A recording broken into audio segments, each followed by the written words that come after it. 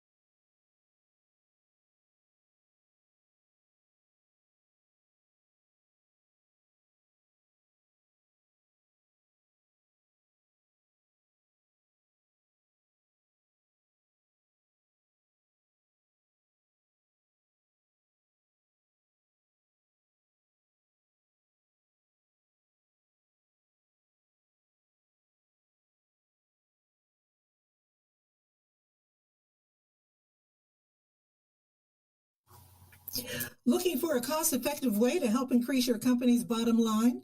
Look no further than Soul Pit Media. With our award-winning print, internet, podcast, and Soul Pit television options, we can help your business get to that next level. For more information, contact Craig Dodson at 412-407-7685. That's 412-407-7685. And let Soul Pit Media take you to that next level. Business owners thinking about back-to-school promotions and replacing summer flavors with pumpkin? What about your taxes? Reduce your stress and tax liabilities by planning for tax time now with Cameron Professional Services Group. CPSG takes your goals, values, and visions to create a custom tax plan catered specifically to your business. We work closely with you to ensure that as your business grows and goals shift, so will your custom plan. Located in the Hill District in Pittsburgh, PA, CPSG is a CPA and consultant firm, providing services in accounting, auditing, tax planning and preparation, community development, and operational management. Call Cameron Professional Services Group today at 412-251-0607. Have you had the Beat by Niche experience? Beat by Niche is one of the top makeup artists in the city of Pittsburgh. She's touched the face of Cardi B, Love and Hip Hop personalities, and various Steeler wives. If you have not sat in her chair, what are you waiting for?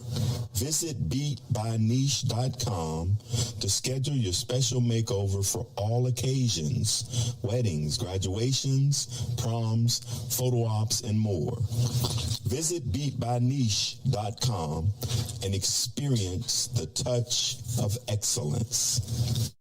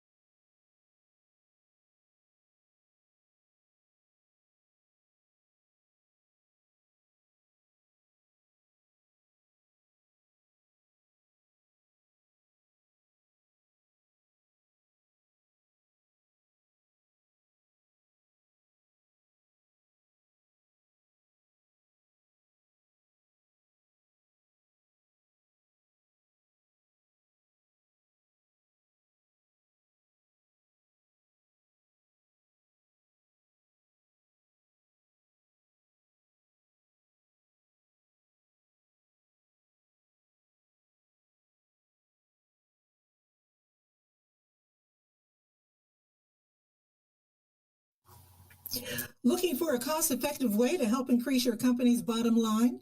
Look no further than Soul Pit Media. With our award-winning print, internet, podcast, and Soul Pit television options, we can help your business get to that next level. For more information, contact Craig Dodson at 412-407-7685. That's 412-407-7685. And let Soul Pit Media take you to that next level. Business owners thinking about back-to-school promotions and replacing summer flavors with pumpkin? What about your taxes? Reduce your stress and tax liabilities by planning for tax time now with Cameron Professional Services Group. CPSG takes your goals, values, and visions to create a custom tax plan catered specifically to your business.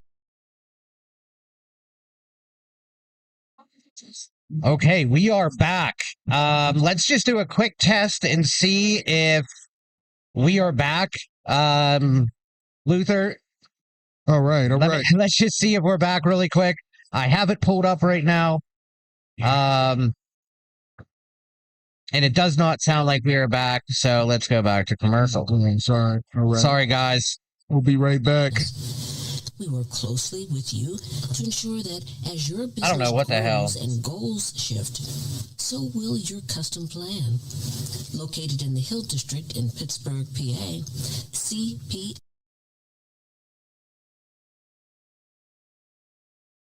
All right. Technical issues are figured out. Thank you. Thank you, Smokin Jim. Thank you, Luther, for figuring it out for me. This is Ken Craig. We are at Cloud 33, Pittsburgh's DSEM Black and Gold show. If you did not hear us, and I'm sure you did not hear us at the very beginning of the show, we talked about the Steelers' loss to the Chicago Bears just a moment ago. We talked defense. We talked offense. Let's jump back into it because Smokin Jim had a lot to say. He had a lot to say about what was going on. He had a lot to say about Mr. TJ Watt. He had a lot to say about the defensive line. He had a lot to say about the rookies on the defensive line who was actually in there, who's making an impact on his defensive line. Is it Cam Hayward? Is it our rookie Derek Hartman? No. Is it Y.A. Black? Is it TJ Watt? Who's making an impact right now and putting pressure on the quarterback? Is it Patrick Queen who's running past quarterback still? Who is it? So, Smokin Jim, can you give us just a preview of what you said here a little bit earlier? Well, again, I said that everybody thinks the butterfly lost his wing and the bee lost his sting. But TJ Watt is still the greatest of all time. I said it on draft day in 2017. He was the greatest linebacker in Steeler history. Then I'm saying he's the greatest player in Steeler history. Congratulations on the 115 sacks. That's incredible. Hey, listen, the Pittsburgh Steelers drafted a defensive lineman named Derek Harmon. I said on draft day he would be a bust. He's proven me right. I don't know if he's Darrell Sims. I said before, Gabe Rivera had bigger impact as a rookie, and he was paralyzed his whole rookie year. Wow. Listen, Jim, you give up on guys way too early. I'm not giving up on Derek Hart. He's been a disappointment. I'll give you that. He started off with an injury, worked his way back, but he's been a disappointment. I'm not going to call him a bust yet. TJ Watt, he made one great play at the beginning of the game to give us the touchdown, caused a fumble, harassed Williams. But outside of that, he didn't do much, just like the rest of the defense. But I hold him more accountable because he's the leader. He's the $41 million man. You can't have a guy, second-year quarterback, looking that comfortable when you're on the field. Look at the other top guys, the Micah Parsons, the Myles Garrett, and the Max Crosby that also are over that $35 million. You can't go a whole game and every 3 plays not see them, maybe not making a sack, but they're going to flash. They're going to force the quarterback to run. He's not getting it done. So he's falling off a cliff, Jim. I don't care what you say. He's falling off a cliff. Teams aren't fearing him like they were before, and it's looking like to be a bad deal. I said before they signed him, I wish they would trade him because his value was at an all-time high, and we're seeing the drop-off from him. I don't see much difference between him, Herbig, or Highsmith. You could have got the same production with less money if you would have traded him and maybe got, some draft capital, maybe got some players, maybe got a daggone receiver that can get open besides Metcalf. Speaking of receivers, there had to be someone to throw the receivers the ball today. Aaron Rodgers was sat down today. He did not participate in this game due to his left hand. And he is a Chicago Bears killer. He right? owns it. What do you say? He's your dad. Yep. He's absolutely. their dad. He says that every time he goes to Green Bay, I'm your daddy. And I was looking for him to say it again, but unfortunately injuries took that away. Right. So how did he play? How did Mason Rudolph play today? Like we went over some of the stats, but just to give you a quick overview again, 24 of 31 for 171 yards, 1 touchdown, 1 interception, was sacked 2 times for 12 yards. Man, listen, the game plan, he did what the game plan called for. It was dink and dunk, don't mess it up, but unfortunately he had 2 early turnovers. Well, 2 turnovers where one, he underthrew DK Metcalf, and the guy made a tremendous interception. And then, again, I didn't like the play design. You keep having Mount Washington trying to block their best rusher. Sweet had a game. He had a game. You can't have Washington blocking him one-on-one for too long of a time. That was bad scheme by the Steelers. Yes, he's a great blocking tight end, but you can't have him to block a premier pass rusher who's coming off of a Super Bowl victory where he was tearing up Patrick Mahomes. I think that was wrong. But Mason Rudolph, dink and dunk. That last drive was the epitome of everything. You're trying to get in field goal range. It's 4th and 7. You're throwing 2-yard dumps. Right. You got to stretch the field. Yeah. They put up a stat midway through the fourth quarter that we had 1 of 4 attempts over 10 yards, or we were 1 of 4, for our shots over 10 yards. I want to say he was serviceable in there. I think he came in and ran the offense on an elementary level. What do you expect from a backup quarterback? To be honest, I expected a lot more. I didn't expect much more because I don't think he's very good. But I did expect him to be able to run the ball. Mm-hmm. All their linebackers are out, and you can't have a great rushing game. Yes, Gainwell 10 rushes for 92, but one of them came on a fake tush push where he ran for 55 yards. You take that out, their yards per carry aren't that great. So Jaylen Warren, 18 carries, 68 yards, 3.8 a carry. But outside of that 55-yarder, Gainwell didn't have a lot. He didn't have a great game either. He had 2 touchdowns called back on penalties. That's true. Yeah, that is true. 2 tutties called back. And the second one on Metcalf, I think that was a little touchy. Yeah. That holding penalty, you see that every rushing penalty. If you call that every time somebody runs, it would be a penalty. So with this loss, though, and Smokin Jim, I'm gonna ask you this, and I want Luther, if you could respond to Smokin Jim here. I know that's the fun part of this show. With this loss and Baltimore's win today over the Jets, that puts the Steelers now in second place in the division. We are now we have we're tied with the Baltimore 6-5. We both have the same record, but we're now second in the division.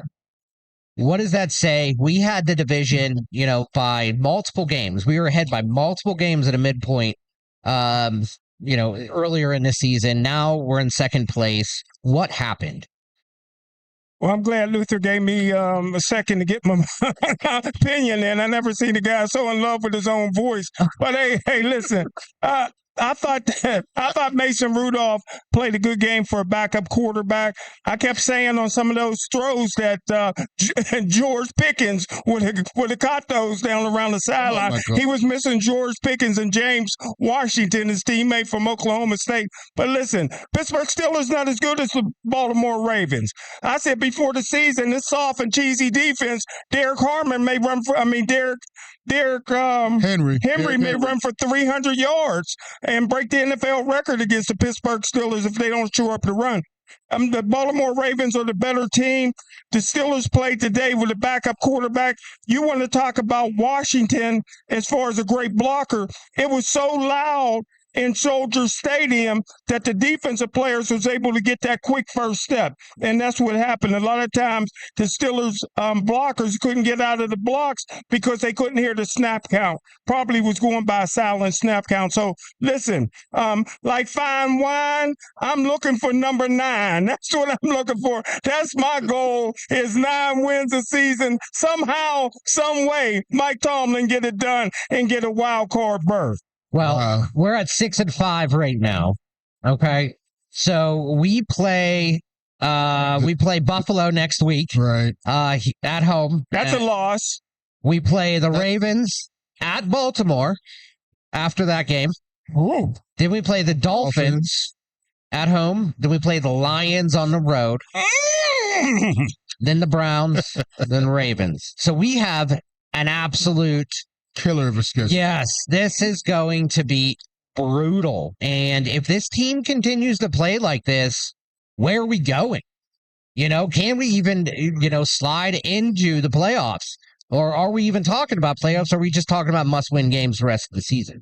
I think it's must-win. I think it's Buffalo Bills game next week. Steelers get the game at home. It's a late start. It's a must-win. The Ravens game, they usually split with the Ravens. It's been like that for years. The Dolphins, you never know what team is going to show up, but they've been struggling. That has to be a must win. The Lions struggled with New York Giants today, so I think that's going to be a tough game. The Browns, they'll be starting a rookie quarterback, whether it's Shador Sanders or Dylan Gabriel, so you expect them to win that game, and then they end with the Ravens. It's a brutal schedule. Yeah, absolutely.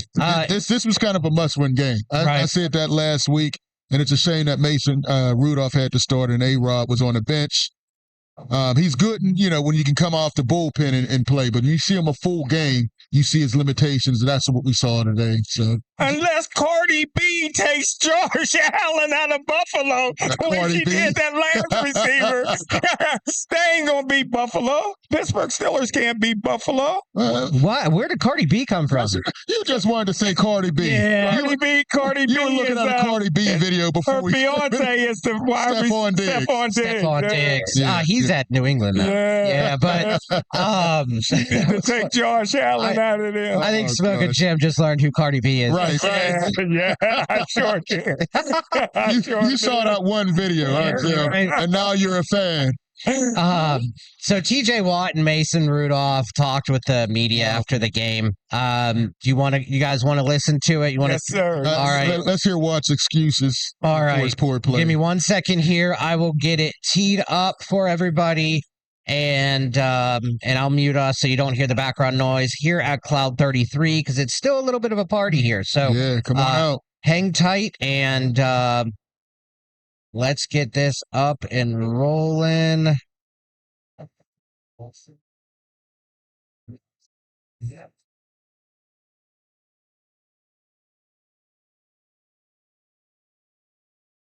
right.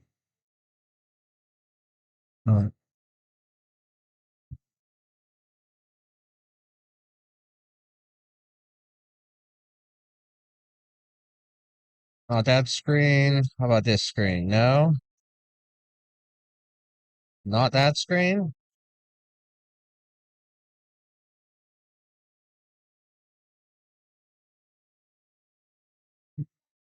All right. Give me just a second, guys. I apologize. This is usually a lot easier than this. All right, let's go to a quick commercial and I will get this teed up for everybody. I'm back on the ones and twos today, and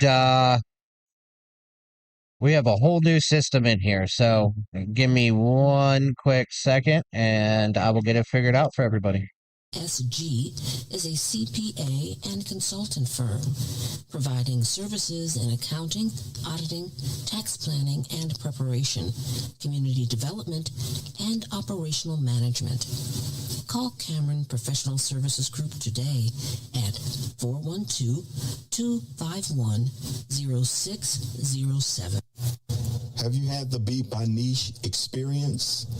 Beat by Niche is one of the top makeup artists in the city of Pittsburgh. She's touched the face of Cardi B, love and hip hop personalities, and various Steeler wives. If you have not sat in her chair, what are you waiting for? Visit beatbyniche.com to schedule your special makeover for all occasions, weddings, graduations, proms, photo ops, and more. Visit beatbyniche.com and experience the touch of excellence. Looking for a cost-effective way to help increase your company's bottom line? Look no further than All right. We got TJ Watt here, who just talked with the media a second ago. We're going to play that for everybody, and then we're going to talk about it after.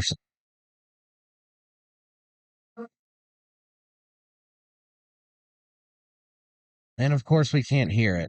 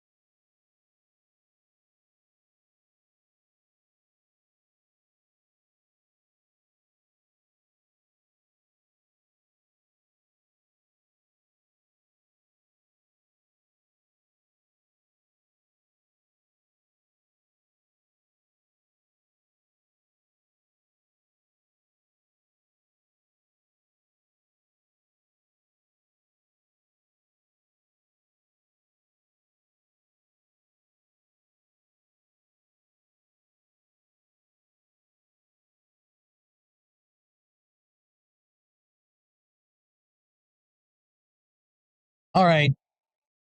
Looks like the audio on that is not coming through. So He's fine. wow. All right. So we're gonna go ahead and hold off on that at this moment. All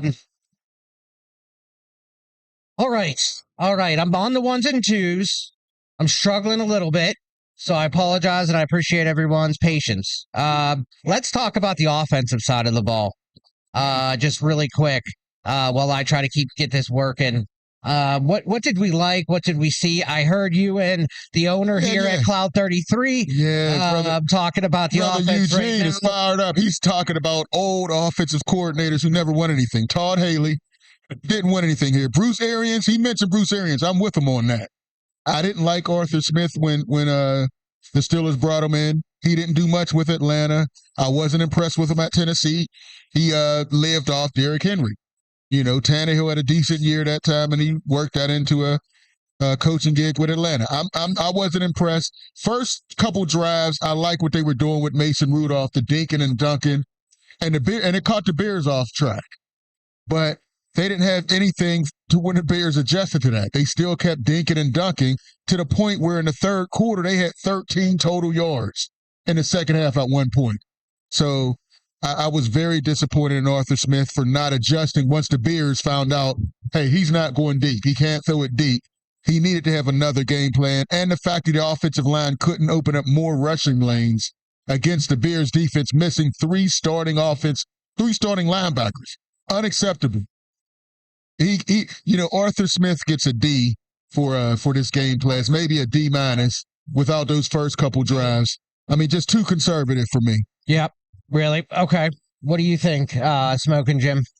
Well, now to take a page out of Jeff Blake. Jeff Blake gets no credit as a great quarterback in the National Football League, but Jeff Blake would find a weakness and keep throwing that until you stop it. Why would the Steelers throw at Wright?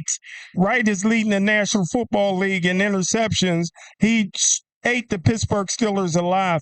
Hey, listen, I was not dissatisfied. They tried to get Smith involved, number 81 involved for a change. He's been a disappointment. I thought Freiermuth did a good job. I thought they could have used Washington a little bit more. I thought the running game in spurts was really good. Jaylen Warren, even when it didn't look like a hole, he was accomplishing much. I don't know what happened to Broderick Jones. He went down like he got paralyzed. I don't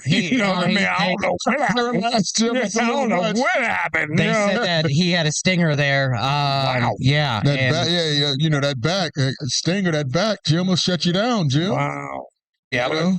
But I'm looking forward to hearing from Kevin. He was at the game. Yes.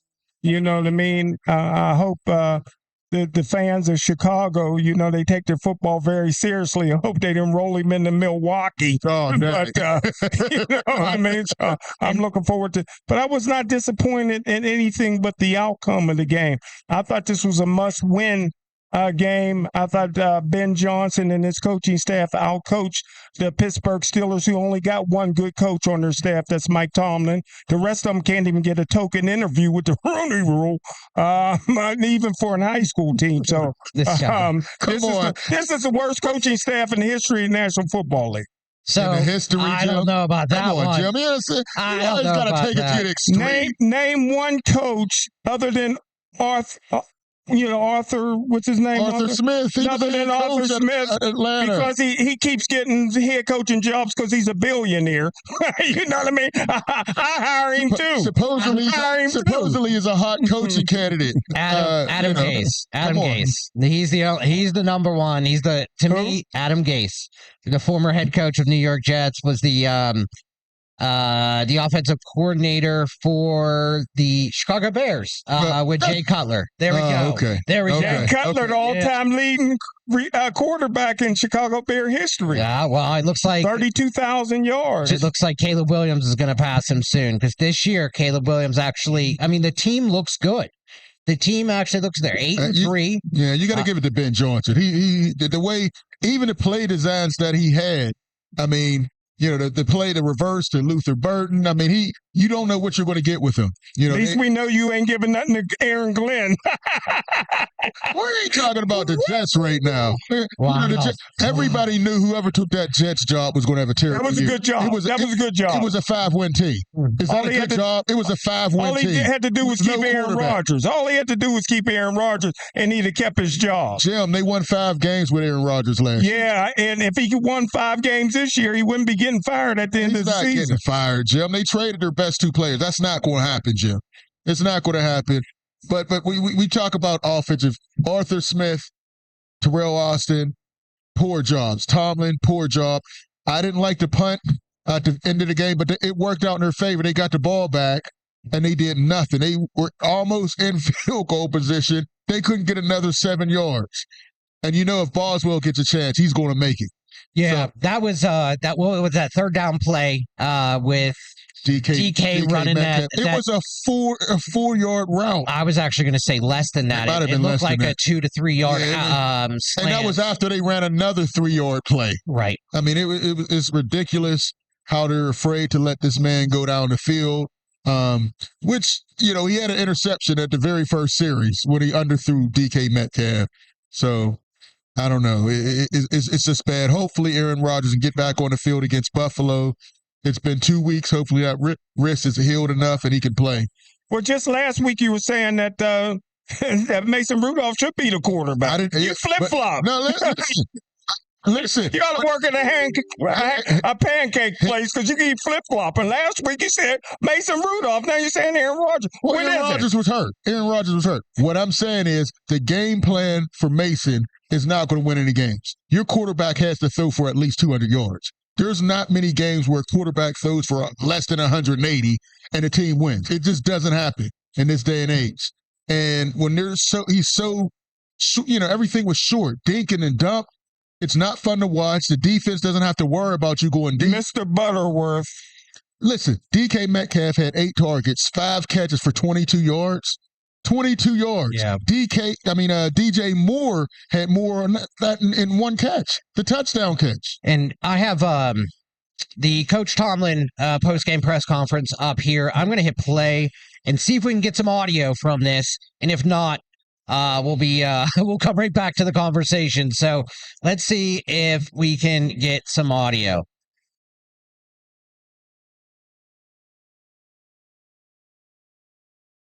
Nope.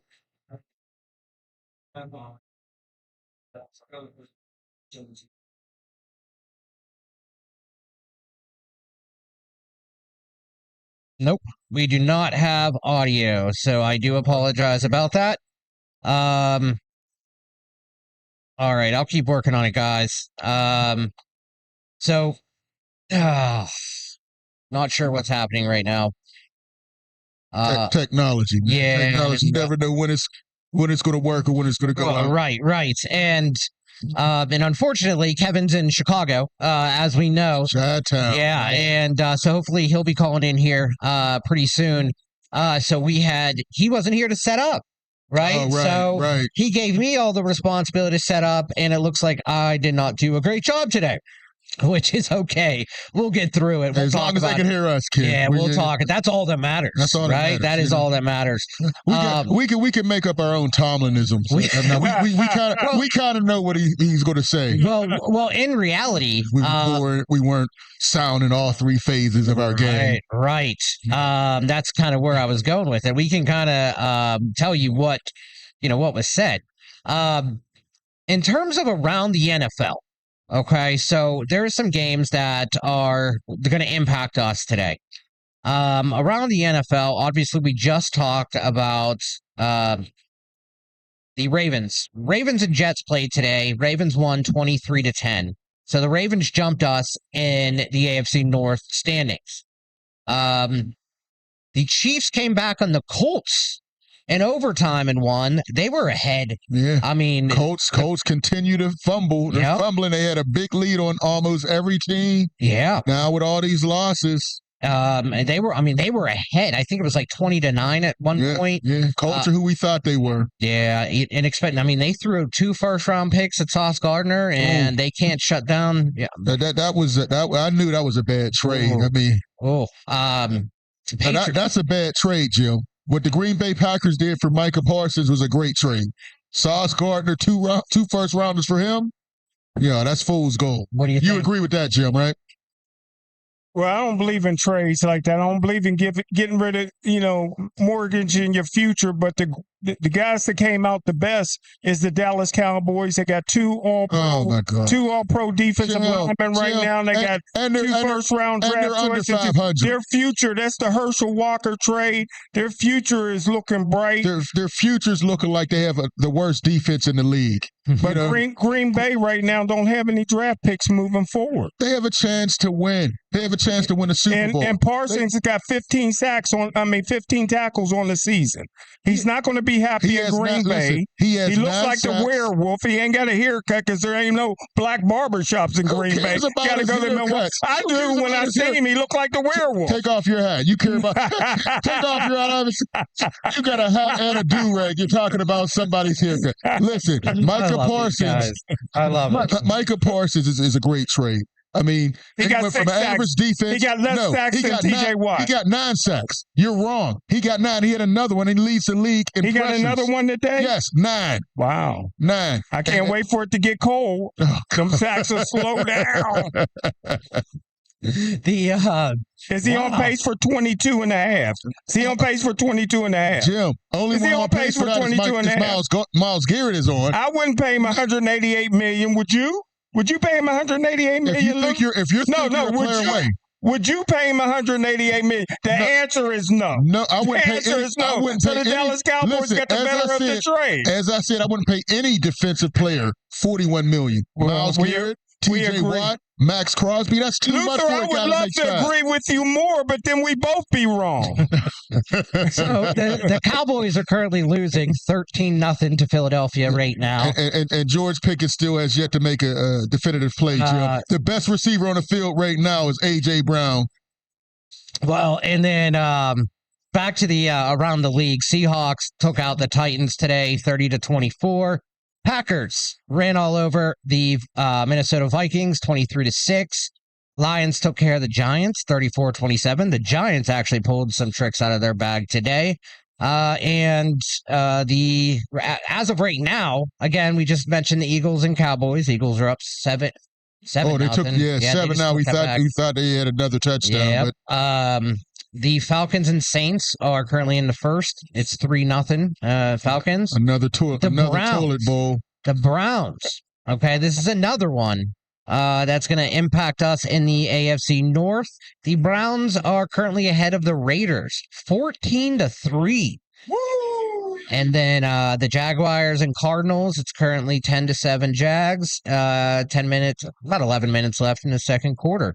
The Browns and Las Vegas are, like I said, it's 14-3. And who just scored? It looks like Quinshon Judkins has 2 touchdowns. So they are going to be running on only 17 yards so far. 5 for 17, 2 touchdowns. Yep. Sanders 4 for 7, 77 yards. Does have an interception, but he throws some long bombs to Isaiah Bourne, another rookie. So right, and it looks like we got a text in from a listener. With this loss, are the Steelers still ahead of the Ravens? We mentioned that a couple times. No, absolutely not. The Steelers fall behind the Ravens in the AFC North. We actually have a tied record right now, but with the AFC North tiebreaker, they have a better record in the AFC North. So we go to second. At this time, we'd be fighting for a wild card spot instead of getting in through the AFC or through the division winners. So not looking very good. Let's go ahead and head to a break really fast. We'll see if we can work out some of the technical issues we are having today. Kevin is going to be on the phone here soon. So keep an eye out for that. Stay tuned. We're at Cloud 33 live here in Penn Hills, Pennsylvania. And this is Pittsburgh's DSEN Black and Gold Post Game Show. We'll be right back in just a few minutes. Pit Media, with our award-winning print, internet, podcast, and Soul Pit television options, we can help your business get to that next level. For more information, contact Craig Dawson at 412-407-7685. That's 412-407-7685. And let Soul Pit Media take you to that next level. Business owners thinking about back-to-school promotions and replacing summer flavors with pumpkin? What about your taxes? Reduce your stress and tax liabilities by planning for tax time now with Cameron Professional Services Group. CPSG takes your goals, values, and visions to create a custom tax plan catered specifically to your business. We work closely with you to ensure that as your business grows and goals shift, so will your custom plan. Located in the Hill District in Pittsburgh, PA, CPSG is a CPA and consultant firm, providing services in accounting, auditing, tax planning and preparation, community development, and operational management.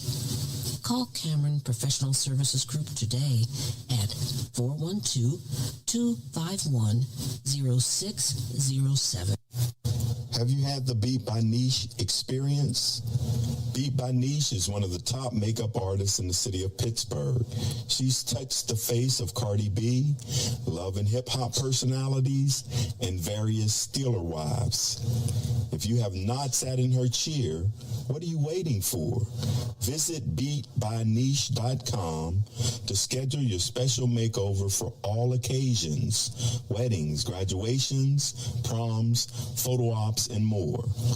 Visit beatbyniche.com and experience the touch of excellence. Looking for a cost-effective way to help increase your company's bottom line? Look no further than Soul Pit Media. With our award-winning print, internet, podcast, and Soul Pit television options, we can help your business.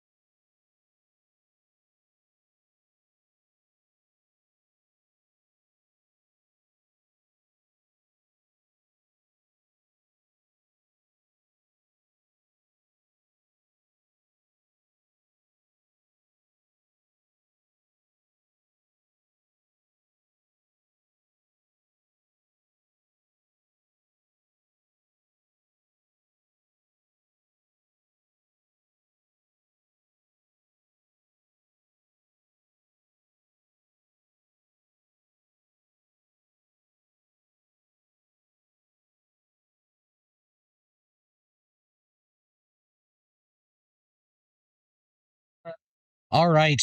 We are back. This is Pittsburgh's DSEN. This is Pittsburgh's DSEN live post-game show. We are going to hold off on any more of the post-game press conferences until further notice. Looks like everything is... the sound isn't coming through. I'm not sure why. It's coming through on everything else except the post-game presser. So maybe we'll look into that a little bit later, but let's go into it. All right. So we talked offense, we talked defense. Special teams, it looks like our I hate to even talk about it, but our punting was off today. Oh, what do we have? Like a 34-yard punt at some point? This is the worst punting that he's had since he's been with the Steelers. You know, this is why he was cut by other teams, you know, in the past, the way he was punting today. Yeah, and, he had 3 punts today. Yeah. Corliss Waitman had 3 punts for a total of 106 yards. Terrible. Averaged 35.3. Terrible. His longest punt was 39 yards. I know that, you know, that's typically not going to change a lot, right? But when you're talking about flipping field position in a tight game in the fourth quarter, Corliss Waitman has been really, really good. Absolutely. He has been the last person I'm going to attack. But in this game, we had a fourth quarter punt that literally gave them good field position. Plenty of time. Right at like the 40-yard line. Yeah, when right? you needed him to really boom it, you know, he was coming up very short. And, you know, Hopefully for the Steelers, it's just a one game and one bad game, and it's not a pattern here. He's reverting back to what was happening before. Mm-hmm. But yeah, he's one of many problems that went wrong. Today. Absolutely. What else went wrong today? Well, all right, I didn't want Jim to start crying again. Jim, you want to jump in here? Because I have a whole lot of stuff that I feel went wrong. Go ahead, Jim. Well, I tell you what, we're digging at the bottom of the barrel when we start talking about the punter. You know what I mean? This guy is a great holder. He's a great holder for extra points. Hold on. It's not digging. He's paid to punt, and he didn't punt. But it's a fact, Jim. But we should start where we haven't had a punt returner in I don't know how long. We haven't had a kickoff returner in I don't know how long. That bubblegum chewing, special team coach is the most overrated special. I don't know if he's chewing gum or blue chew. You know what I mean? But hey, let's look here, man. The special teams has always been poor. You know, we had Lewis Lips, we had Rod Woodson, we had some great kick and punt returners. Now we got nobody. We're some Rick Upchurches and the Billy White Shoes Johnsons and some of them great punt and kickoff returners. You're talking about the punter to flip the field. How about a punt returner and a kickoff returner to flip the field every now and again? Well, Jim, Calvin Austin, 2 returns, 24 yards, 12 yards to carry. Calvin Austin got Olympic speed, but he can never seem to find the outside. He got Olympic speed, and he's terrible. He got the vision of Seabiscuit. Seabiscuit. Listen, he didn't have many holes. When he caught it, there were guys in his face, so the blocking wasn't good. The punt return wasn't good. That didn't hurt. That didn't stop Antonio Brown. That didn't stop Antonio. Either you can run or you can't run. Well, you're talking about a guy who was on a Hall of Fame pace, Jim. You can't compare him. Was Louis Lips at a Hall of Fame pace? They couldn't stop him. They couldn't stop Rod Woodson. Listen, I seen Mel Blount his rookie year in 1970 against the Cleveland Browns go 97 yards to the 1 yard line on the kickoff return. Mel Blount. All right, Mel Blount. Okay, Jim, we're not. You talk about bottom of the barrel. I'm not going with the Calvin Austin situation. I mean, he's an average returner. Find a returner. He's not an. He's an average returner. Jim. Find above average. How many great returners are in the league right now? You can name about 3. Most of them were just average. There's nobody from the traditional black colleges that got drafted in the last 5 years. There's a lot of good kick and punt returners at the black colleges. They're out there as free agents. Go get one. So the Chicago kick returners, Josh Blackwell and Devin Duvernay, had a total of 5 returns. They're kick returns. This is not punt returns. This is kick returns because they didn't have a punt return today. So I'm only going to talk kick returns. Okay. They had 5 total returns for 134 total yards. That's 26.8 yards. Wow. That's an average. Okay. With the 31 long. On our kick returns, we had 4 kick returns for a total of 63 yards. So that's an average of 15.8. And that's not Calvin Austin. That's Kenneth Gainwell. And that's also Kayshawn Williams. I said we don't have punt or kickoff returners. No, and that's a good point, right? Because when you're talking starting field position, right? It's the same thing as I was bringing up about flipping the field position with the punters, right? Well, on kick returns, if we're averaging 15 yards, and they're averaging 27 yards, that's a 12-yard difference, right? So you're talking 12, that's 2 less first downs you got to get in that drive to get to the end zone. So that's a really good point that you brought up. Hey, Ken, can I say one thing? You got good penmanship. I ain't never seen a big man with that kind of penmanship. Thank you, man. Thank you. Look at Jim with all the compliments here. I'll take it. So the Steelers started the game, and I have notes here because our first pass was a turnover. Yeah. Very first pass was a turnover, right? Trying to go back shoulder to DK Metcalf, and Mason doesn't have the deep ball at all. No. I mean, he was short on everything or was way out of bounds. I don't understand why you do that first series of the game. Yep. That set them back, and the Bears scored right away on there. I thought DK could have done a better job. Heck, at that point, interfered. I mean, but that was a tremendous interception. The guy caught it and still got 2 feet down. He should have gone somewhere else on that one for sure. So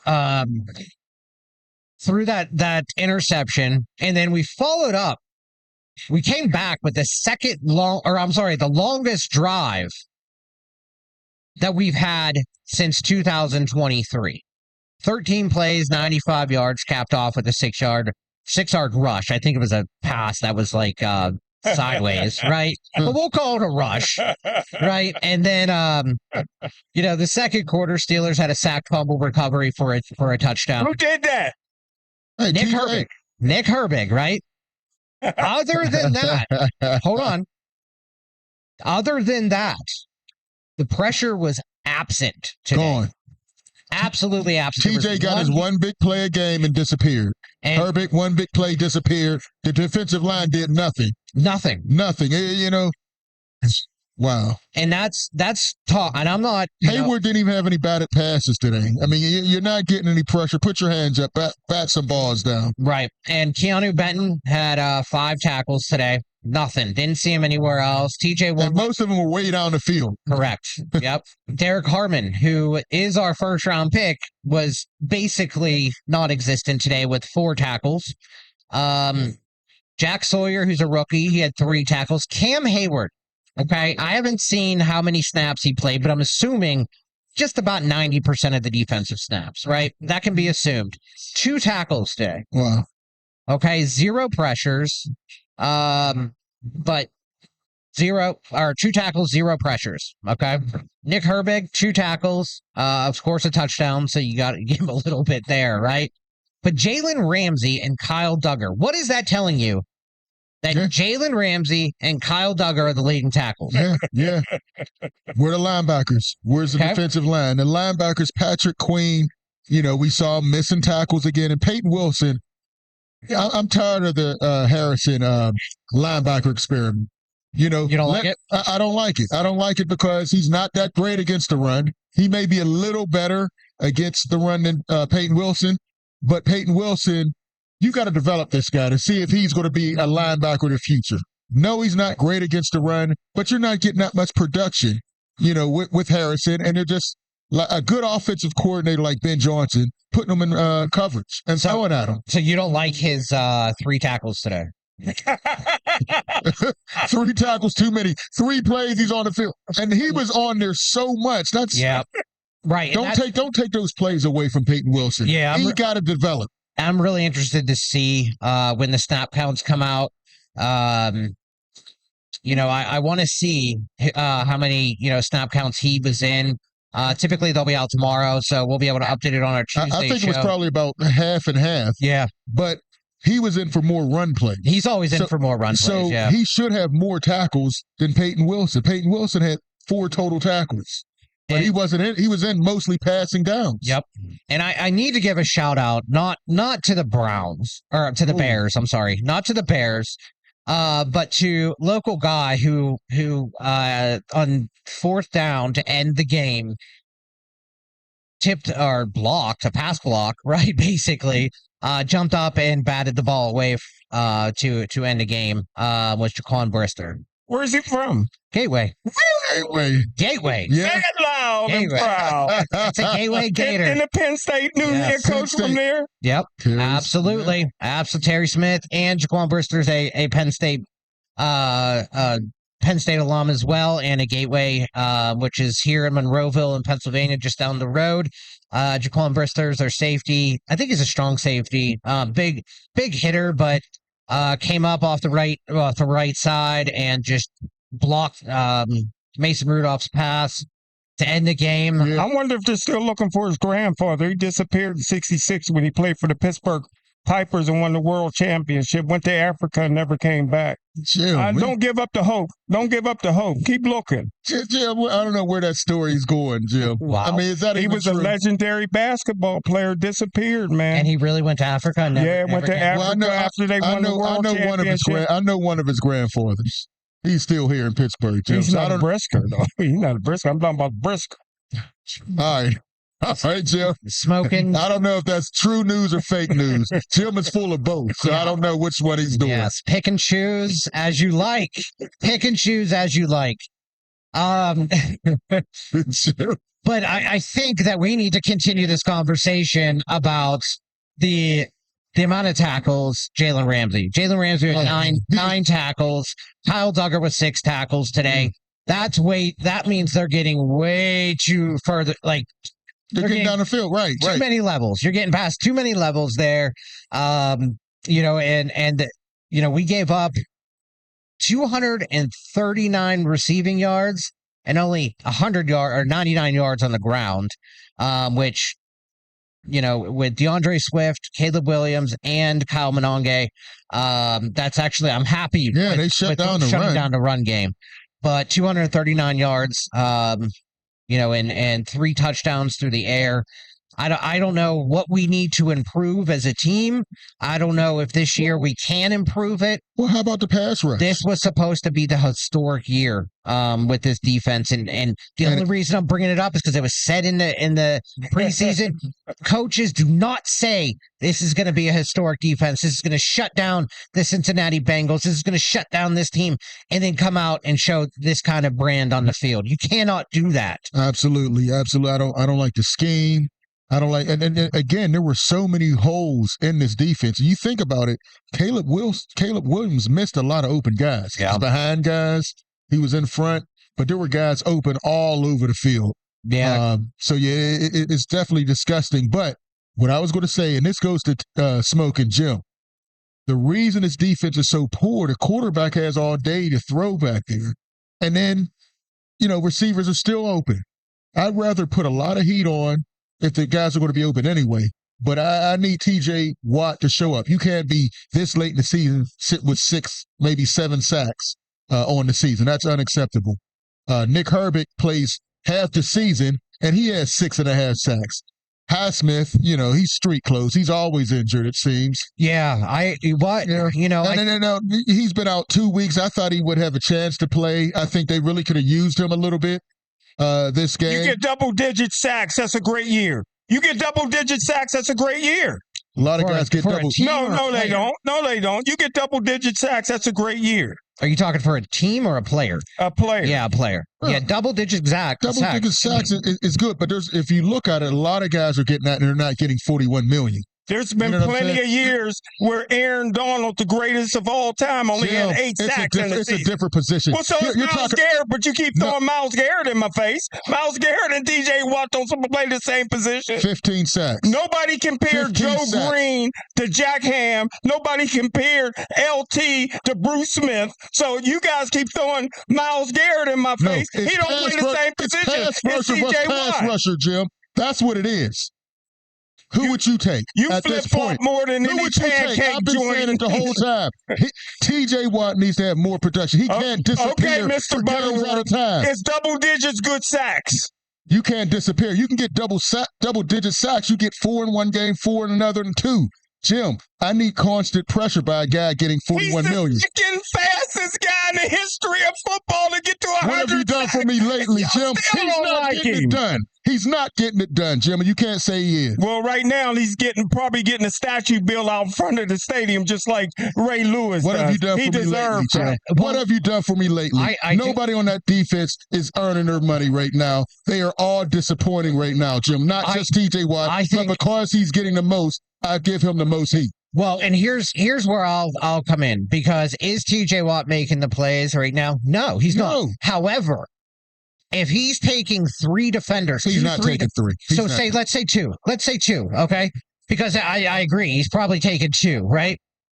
If he's taking 2 defenders away, that's opening it up for another play. I've seen him single. This game, if you look, he was single block quite a bit and wasn't making an effect. So now, he's not the only one. Yeah. But because he's the leader, I need him to do more. That play was amazing. And part of it was because Caleb Williams is trying to do too much. You're sacked, hold the ball. But outside of that, he was not a factor. So Steelers right now, their defense, their historic defense is giving up, I believe, 368 yards per game. Wow. All right. They're going to set a record. For the worst defense in Steelers history. I mean, this really is. So on average, we're giving up 261 passing yards and 106 yards on the ground. We're also giving up 23.2 points per game How and you two have been covering the team, or have been commentating on the team for quite some time. How long has it been since you've seen this? Like this kind of numbers where we're giving up, 300-400 yards per game. Like I said, we haven't, because right now they're on pace to be the worst defense in Steelers history and the highest paid. Now, how does that work, Jim? The highest paid, and you're going to set an all-time worst record, Jim? Huh? Well, there's a defensive coordinator with the Minnesota Vikings that would have been a great defensive coordinator here in the Pittsburgh Steelers, but how are they doing in the season, Jim? But they got a quarterback, J.J. McCarthy, that I said would be a bum coming out of Michigan. He couldn't throw at Michigan, can't throw now. He was a winner. You can't give it's his first. He's a winner. He's a winner. Did he leave Joe college Cap with a was a winner. championship? He left college with a championship. He's the worst quarterback since Joe Cap played for Minnesota Vikings back in the 60s. Jim, you give up on these guys way too early, calling them you can't he's play. He's averaging 95 yards a game passing. He's not having a good year, but he's a rookie. He got 3 of the best receivers in all of football. The tight end's pretty good. He has some great receivers, but 3, I give you 1.5. Jordan Addison's suspended half the time or he's injured. So you can't say that. But Justin Jefferson's the real deal, but he's not. So what do we have to do for the rest of, from a defensive perspective? I only want to talk defense. I don't want to talk offense yet, okay? Because I want to save that for right after this. But from a defensive position or defensive perspective, what do we have to do to next week we take on the Buffalo Bills? What do we have to do to win these games? The zone blitz. Hey, listen, the Pittsburgh Steelers have been so successful when Dick LeBeau ushered in that zone Blitzburg defense. You got guys coming. Listen, Patrick Queen and Peyton Wilson's outstanding blitzing up the middle. They don't send them enough. Right now, Patrick Queen, when you send him, he doesn't make the plays. As we saw numerous times today, unblocked, Caleb Williams runs right outside of him. He's not getting it done, Jim. I don't trust him blitzing. But Jalen Ramsey, I barely trust him tackling right now. Jalen Ramsey in the slot was a heck of a blitzer, putting pressure on the quarterback. Well, he's at now they got him. Now they got him in the middle of the field. The defense improved, when he went to safety. Well, because they ain't have nobody else. They have nobody else. Yeah. So who played corners today? Who was outside? Eccles, Porter, and Pierre. Okay. So, and then we did see Slay was in there. Slay looked good, healthy. When Slay is healthy, he can still play. Did they really go after Slay? Slay looked good when he's healthy. Man, you say none of those corners looked all that great. You say all these smart things, and then you throw out Slay looks good. Slay been hurt ever since training camp. When he's healthy, healthy, name is give up the big play, Slay. Yes, when you need a big play, find Slay. Slay may be okay in a nickel, right, in a nickel corner coverage. But when it comes to covering outside on one of these faster, younger receivers, he can't keep up anymore. He cannot keep up anymore. Will Asante Samuel, once he gets up and running, will he bring anything? Asante Samuel. Oh, was only 5'8" before he got his back shrunk to 5'6". Come on, man. He's the most talented. Yeah, he's the most talented corner on the roster. We don't know what he's going to be like, when he comes back. What Tyson say that time? You want him out there? And listen, I'll take it. At this point, I will take it. He's a guy who's had Pro Bowl, seasons in the past. When he was healthy. We don't know. And I'm not going to like it every time he gets tackled. Is he going to get up? Is he okay? He got his back shrunk, and you guys are depending on him. You got to take a chance. Right now, you got the worst defense in Steelers history. You got to take a chance. Only thing we should be concentrating on is number 9. That's all that matters. Jim, and 9 wins is not going to get you into the playoffs this year. But that'll get you a non-losing season. Who cares about that? Jim, I do. Why? I do. It means nothing. I do. It means a lot. It means you want to get into the playoffs. It means you need to get into the playoffs, Jim. 9 wins, you need at least 10. To have a chance. And there's been 9-win teams that got in. Very rarely. This year, I don't think a team is getting in with 9 wins. Do you want to finish under 9 wins? I'd like the Steelers to make the playoffs. whether it's 9, 10, 11. Well, you can't get to 10 till you get to 9. Oh, Jim, okay. I mean, touche. That is absolutely correct. That's really deep, Jim. That is absolutely correct. Yeah, Jim, that's amazing, Jim. Wow. But even if we get to the dance, and I'm talking the playoffs, the NFL playoffs, okay? Anything can happen in the playoffs. I know. You know, anything can happen, but the way this defense is playing, it's highly unlikely. Last week, right? Were we this bad? Last week was excellent, but how much of it was the D and how much of it was the wind? Yeah. Nobody could throw deep with all that wind, so I thought the Steelers had fixed their defensive flaws, and today's game proved that was a lie. Yeah. Napping. No. Okay, so from an offensive perspective, we're going to talk about that here. We're going to take a quick break. We're going to rehydrate, all right, a little bit, because I know Smokin Jim over here. All right, I could feel it, right? I could feel he's like, I need to hydrate. He's smoking, Jim. All right, there's heat. There's some heat coming off of him right now. Now, we're here live, Cloud 33. We're having a conversation about the Steelers.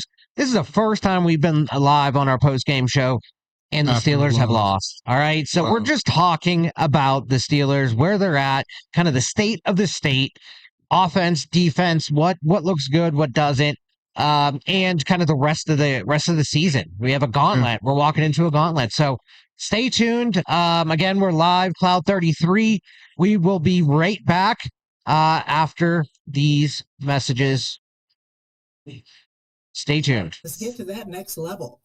For more information, contact Craig Dawson at 412-407-7685.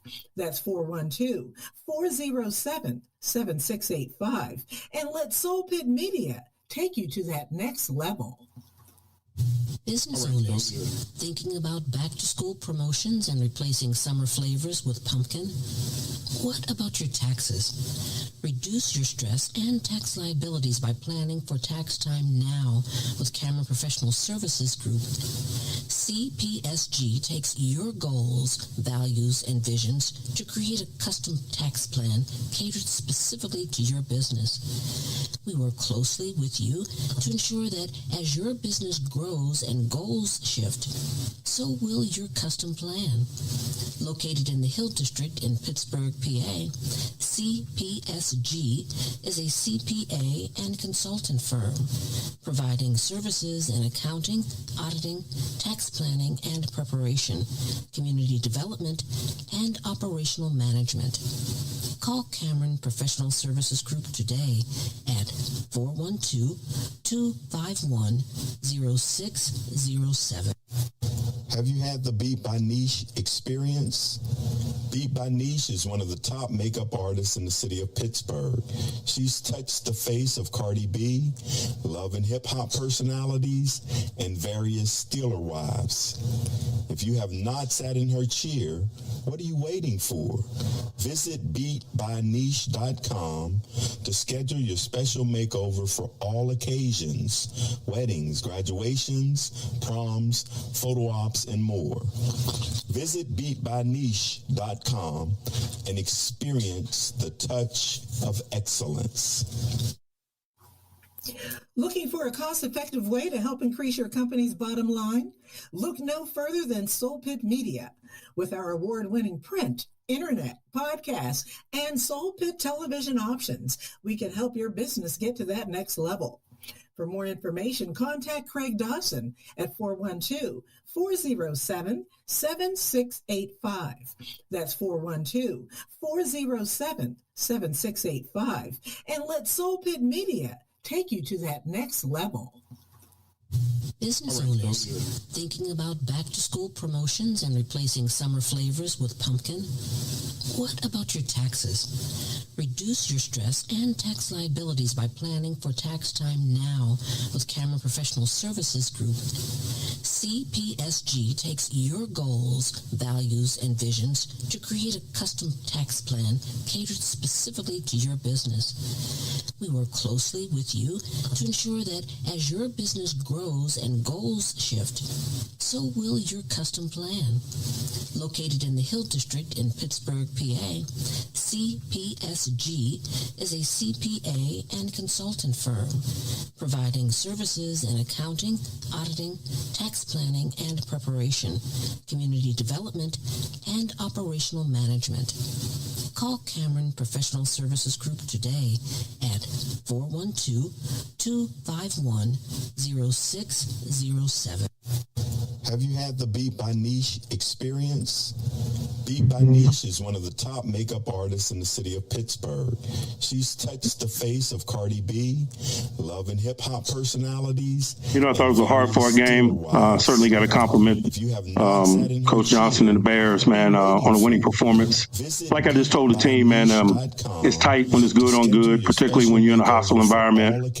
Any number of plays could have changed the outcome of the game, and that's why we just got to live every down singularly in all three phases, knowing that. And I think today was a very good illustration of that. I thought, you know, we could have had better field position with our kickoff team, for example. We had more timely punting with our punt team. Thought we started the second half slow. I think we had 2 3 and outs on offense. I thought our defense could have smiled in the face of adversity better. In the first half in particular, I think we got stopped on 4th down. They scored a touchdown. We turned the ball over. They scored a touchdown. And I think if we're going to be good, you got to make people settle for field goals or less under those circumstances. And so we're all responsible. We know that.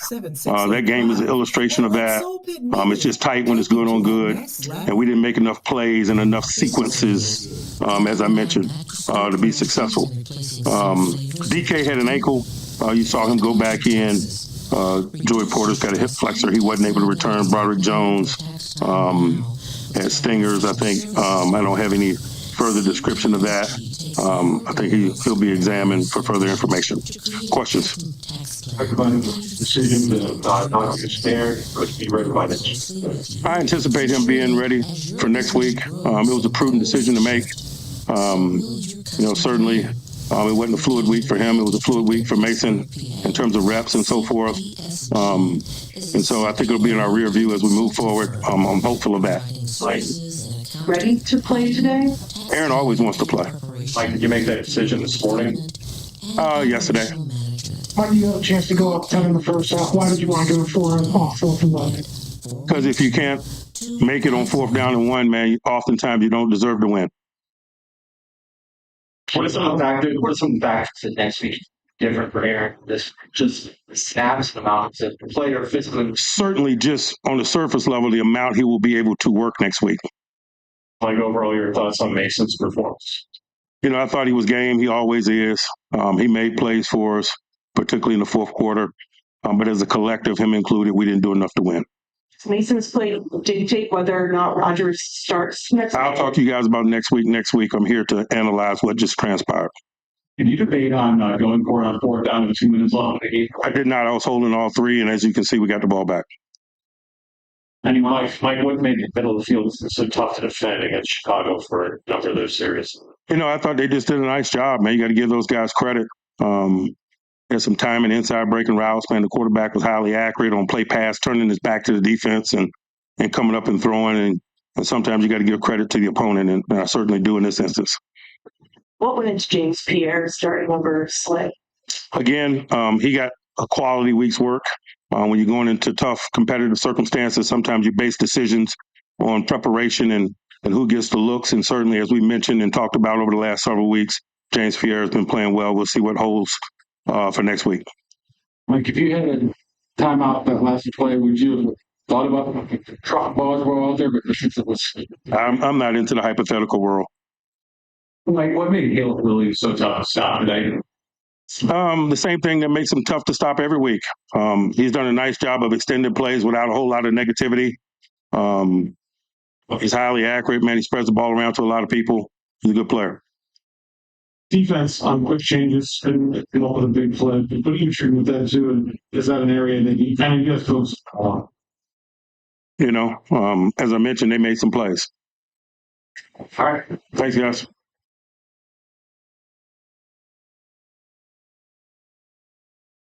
All right. This is Pittsburgh's DSEN. We are back here live at Cloud 33. And what you just listened to was head coach Mike Tomlin's press conference after the game, after the loss to Chicago Bears, after the defeating loss, where we had every opportunity to win that game. Yeah.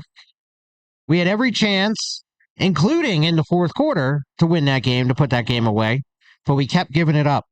What did you think of what he said? And then I have a few questions, a few texts that just came in. So want to make sure that we get through Mike Tomlin, and then let's get on to the text. So what do you take away from this, or was it just another one of those Mike Tomlins? There's a lot of Mike Tomlin. One thing he said, defense didn't smile in the face of adversity. I don't know if we're watching the same D, but I think offenses are smiling every time they get to play the Steelers D. I mean, they haven't smiled in the face of adversity all year. This is one of the worst defenses, and he's still talking like this is the 2008 version. It's not. Well, I think smiling in the face of it and then activating and executing are different. And they haven't done either all year. Right. And the way they do it, it's one thing if you're aggressively attacking and they're just making plays, but these guys are wide open. Mm-hmm. The quarterback's sitting back there having all kind of time. It's just the scheme is bad. Everybody's figured them out, and the playmakers aren't making any plays. It's pretty sad to watch. Right, and I feel like, and maybe you two know this a little bit better than I do, but the past 2 weeks, and especially back against the Colts, and I know against the Bengals, we played a too high safety system. Yeah. It didn't look like we played that today, and I'm not sure. I have to go back and look, but I think we were successful in that. I feel like maybe that needs to be kind of a scheme type moving forward. But again, when you have Kyle Duggar and Jalen Ramsey as your safeties and they're leading tacklers as well, that tells a story of what happened up front. Yeah, the linebackers aren't there. They're non-apparent. I mean, I don't remember the last time we saw the linebackers as the leading tacklers. Jalen Ramsey's great, but you don't want him having 9 and 10 tackle games on a regular basis. So one of the questions that we just got, and I think this goes into kind of the offensive side of the ball. Why wasn't Darnell Washington used more? And in full disclosure to anyone listening, when we go in breaks, right, we have like conversations or things we want to talk about. And one of the questions, as soon as we took off the headphones, Luther here was like, "Why didn't we use Darnell Washington on that last drive?" Right, and he'll easily fall for 3 yards. Right. Yeah. So was he blocking Sweet again?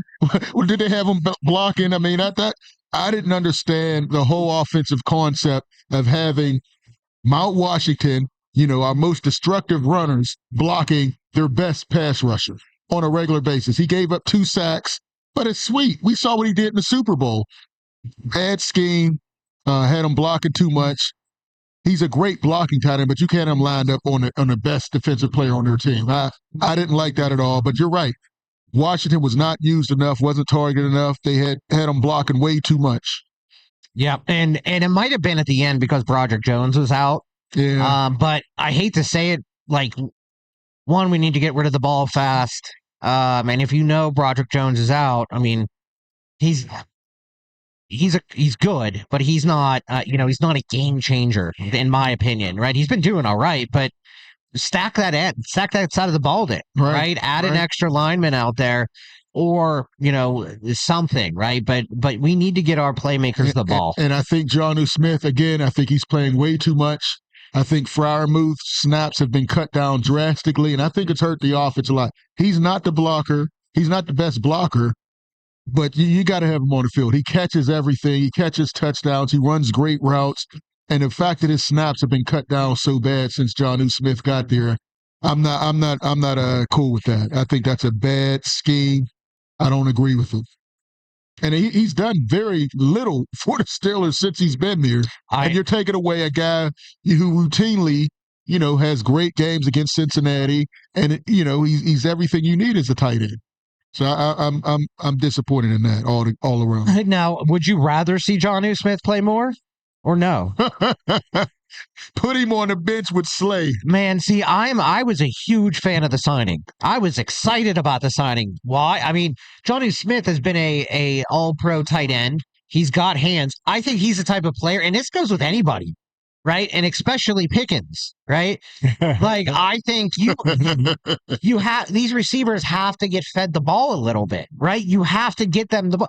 You can't throw it to them twice a game and expect them to have career games. But we've seen them drop how many open balls? We've seen them be open and drop tons of balls. I've seen him be open and the ball be 60 feet in the air above him and him jump and put his hand on it. Now, I did see another one where he's dropped wide completely. Open. We saw a lot. We saw it a lot. Yeah. You know, he's crossing patterns, hits him in the hand, he drops it. He's been a very disappointing. Yeah. Oh, absolutely. Jalen Ramsey, A+. Jonnu Smith, I give that a D-. Yeah. I just close to an F. I don't think we have the enough snaps. I don't think we're creating enough opportunity for the wide receivers that we have, right? I don't think we feed DK enough. I don't think we feed Muth enough. I don't think we feed Darnell enough, right? If we're only getting 30 opportunities a game, right? That's not possible. Yeah, all those 3 and outs, there's not a lot. Right. I want to officially welcome everybody to the Luther Dupree show. He's an opera singer. Me. If I can get a word in edgewise.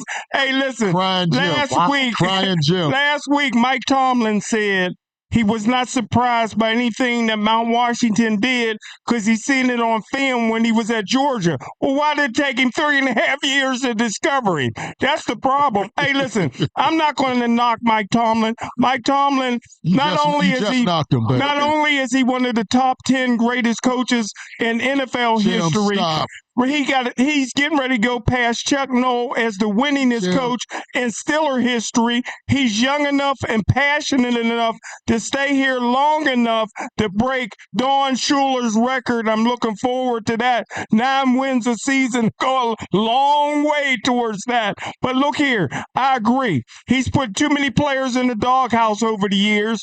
The rookie year of Antonio Brown and Emmanuel Sanders, you got 2 dogs and 1 bone. Antonio Brown probably deserved to be in the doghouse. Listen, Roman Wilson has been in his doghouse for 2 years. Roman Wilson got some of the best hands I've ever seen in my life since Steve Largent.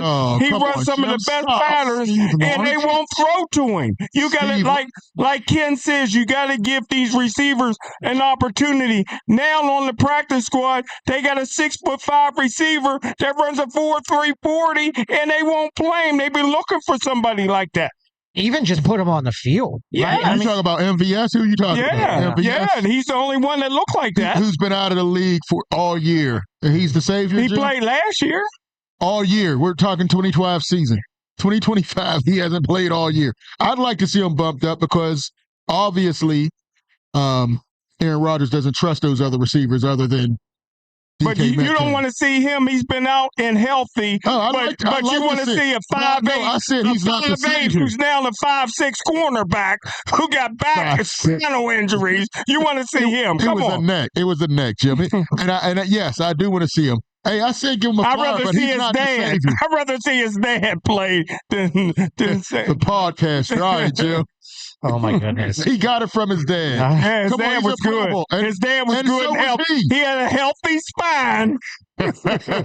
So, just to go around the NFL really quick again, before we continue this conversation, and as a reminder, that just reminded me, Smokin Jim has an apology to make here in just a second. Yeah, the Browns are leading the Raiders still 14-3 at half. Cardinals are ahead of the Jaguars at half, 14-10. And the Falcons are ahead of the Saints 13-7 with just a minute left in the second quarter. So, one more game, the one we're watching. The Eagles and the Cowboys. Eagles 21-0 with 2 minutes left in the second. What happened to your boy George Pickens, huh? He'll come out and do something. Well, let me make my apology. Who's the former owner of the Dallas Mavericks? Mark Cuban. Yep. Listen, it's not the grandfather, it's the great-grandfather that played for the Pipers that won the world championship here in Pittsburgh.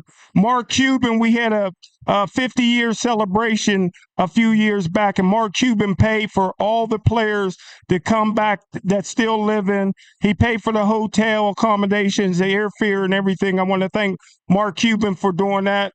But listen, Brisker, he was an all everything player in the ABA. He went to Africa and they never was able to find him again. And listen, if Jesse Jackson's still living, I believe that Bristler's great-grandfather could be still living too. Don't give up the hope. Keep hope alive and keep looking.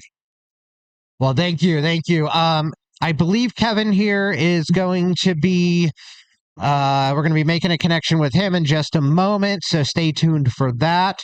Do you want to listen to I think it was TJ Watt and then Mason Rudolph? Both spoke with the media after the game. I'd like to get that. I know we couldn't get the video up, but because I know what I'm doing now, we were able to. Let's see what TJ Watt says. Yeah, we're able to get the audio up. So give me a second here. We'll get that going. I want to hear what they had to say. I want to hear what TJ had to say, right? I mean, we need something. We need something. The GOAT! Is he going to tell us why he disappeared? GOAT! Is he going to tell us why he disappears after one play? Come on, eh? I don't know. Let's listen. Let's listen to it.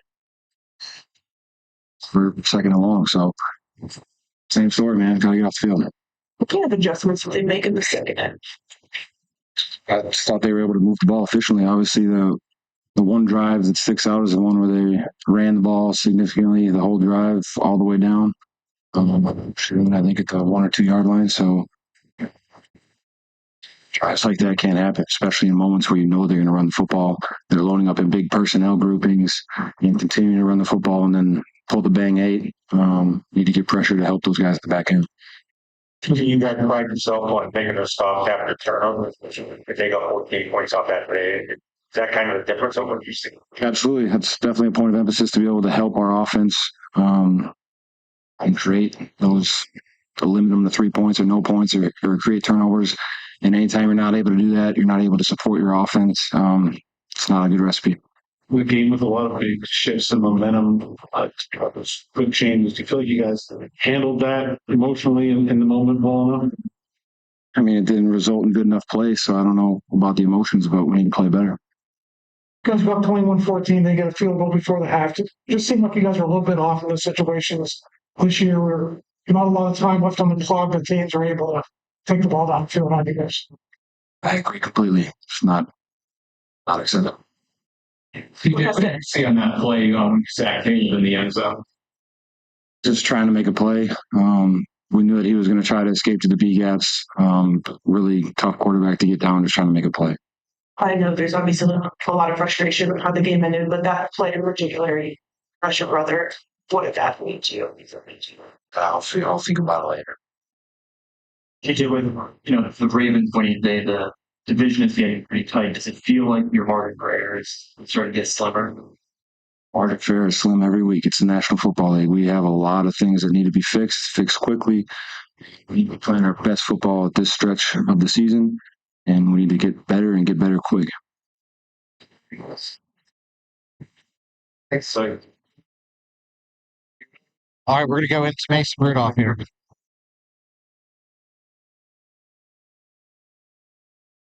Ball back. On process there. Yeah, I think at that point you just gotta put all the ebbs and flows of the game behind you, and credit to our defense for getting us the ball back on the clock, giving us a chance to win it. Mason, when did you find out that you'd be starting Yesterday. And what have the last 20 or 48 hours been like for you preparing to start? Yeah, I think I've got plenty of experience in this role. Like now, at the beginning of the week, at the end of the week, in the middle of the week, I feel that's the role of the backup quarterback. You got to be ready whenever your number's called, and I feel ready. So where do you guys need to get to there, and what did you have in mind to get there? Yeah, I think I don't know, anywhere around the 40-yard line, he's pretty darn good. So even north of the 40, but yeah, I think started out with a couple nice completions, and credit to them, they made some nice plays. They played some right man coverage, and heated us up there at the end, and was able to bat the pass away. So they played a good game. But Mason, does that include with all those chip passes? Do you just credit them, or do you look at it like how I should have done this? No, I think you got to credit them. I think that's something that's, I know we teach it and with Cam's made a career out of. Fanatics live. All right, I cut it. It's the same thing over and over again, guys. We also have a caller. Ralph, are you there? Can you hear us?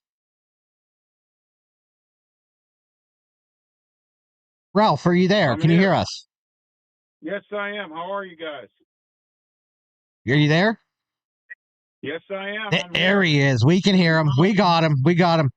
All right, Ralph. How are you? Thanks for calling. Not much. What's you think of the game? What's your takeaway? All right. Well, here's what I think. I think that illegal formation call at the end of the game was the kicker right there. That was the straw that broke the camel's back. And then on top of that, it was a tale of two halves.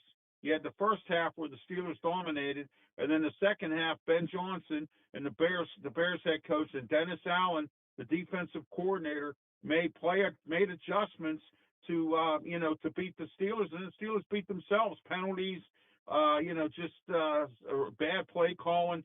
You have a running game. Stick to what works. The running game was working. You had over 100 yards in the first half alone, and then you go ahead and you get away from it.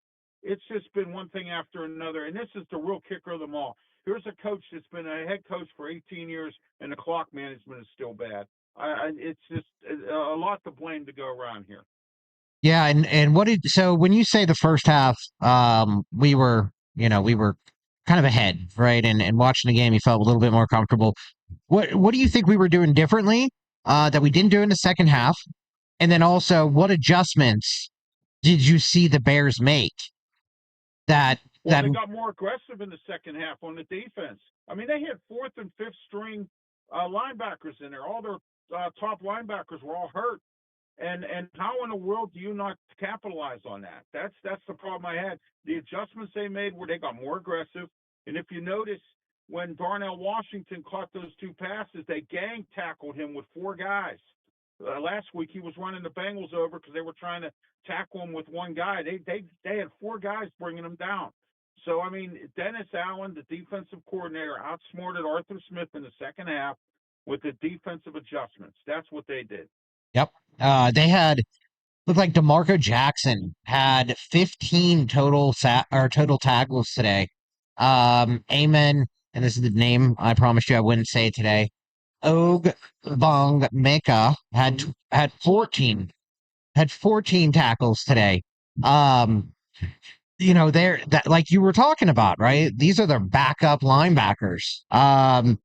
And in the second half, where do you think we fell short, other than the score, obviously? But in that tell us. I think we folded the tent too fast. I think we should have stuck with what we were doing in the second half. The running game was working in the first half. It could have worked in the second half. And then Ralph. Penalties. Ralph got called back, and then Rudolph with that long run because of an illegal formation. Hey, Ralph, listen. Like can you hear me, Ralph? Catch up and try to win the game. I mean, you just can't do that. That's what happened today. Too many mistakes to go around, and the officiating I was questioning as well. There were some calls that should have been made that weren't, and it was just terrible. Absolutely, So, I agree. I agree. Luther has a question for you. Hey, Ralph. Thanks for the call. Ralph, thanks for the call. It's always good hearing from you. Can you hear me? All right, have a great one, Luther. Smokin Jim. All right, thank you. Bye-bye. Not sure what happened there. We might have lost connection on the end. It seems like it. Hey, real quick, one thing we didn't mention in the first half in the Steelers game, a big play, and it looked like a big play at the time when they did get that 4th and inches with Corner Hayward. Yeah. And it looked like there was some confusion. Yep. I don't know if they were supposed to run that Gainwell play that they ran later, but it was messed up. But I think the whistle was blown too early because you see Mount Washington pushing them at least 2 yards. And as they were coming off the field, you saw Gainwell and Hayward kind of having that conversation. I'm not sure how comfortable I am with Hayward taking those handoffs. So he's been very successful but I still feel like I think he has good hands. Actually, I actually would. I just the less I see him on the field, the better. But he's been solid with that. But that was a huge play. Mm-hmm. That was a huge play that he didn't get it. And I don't know if that's what it was. They were trying to do it then. I think to Ralph's point, though, when they called that scramble back where Mason Rudolph ran up the field, I think he got 25 yards or 20 yards there. And they called that back on the formation. That's a mental mistake. Either mental. Gainwell or Calvin Austin have to be up on the line of scrimmage. I mean, that's just a mental mistake. You know that. Mm-hmm. People learn that all the way up. Both you guys are in the backfield, so nobody's covering up the tackle. Terrible execution. And I'm sure that wasn't a play design, but somebody wasn't on top of their P's and Q's. Absolutely. And I'd like to find out who. Was it Calvin Austin with the mental mistake or Gainwell? But I don't, one of them. I'm not sure, but it was someone there on the end. Yeah. But let's go to a quick break. I'm going to get Kevin Cameron on the phone, who is there on site I don't know if he's still there. He might be on his way home, but was there in the press box with the Pittsburgh Steelers against Chicago. But again, this is Pittsburgh's DSEN. We are here live at Cloud 33. We are talking Steelers. We are talking the Steelers lost today. They lost to the Chicago Bears, 31-28. Tough loss. We had Mason Rudolph. We had no defense again, giving up 31 points. We're going to hear from Kevin Cameron when we come back. Stay tuned. We'll be right back.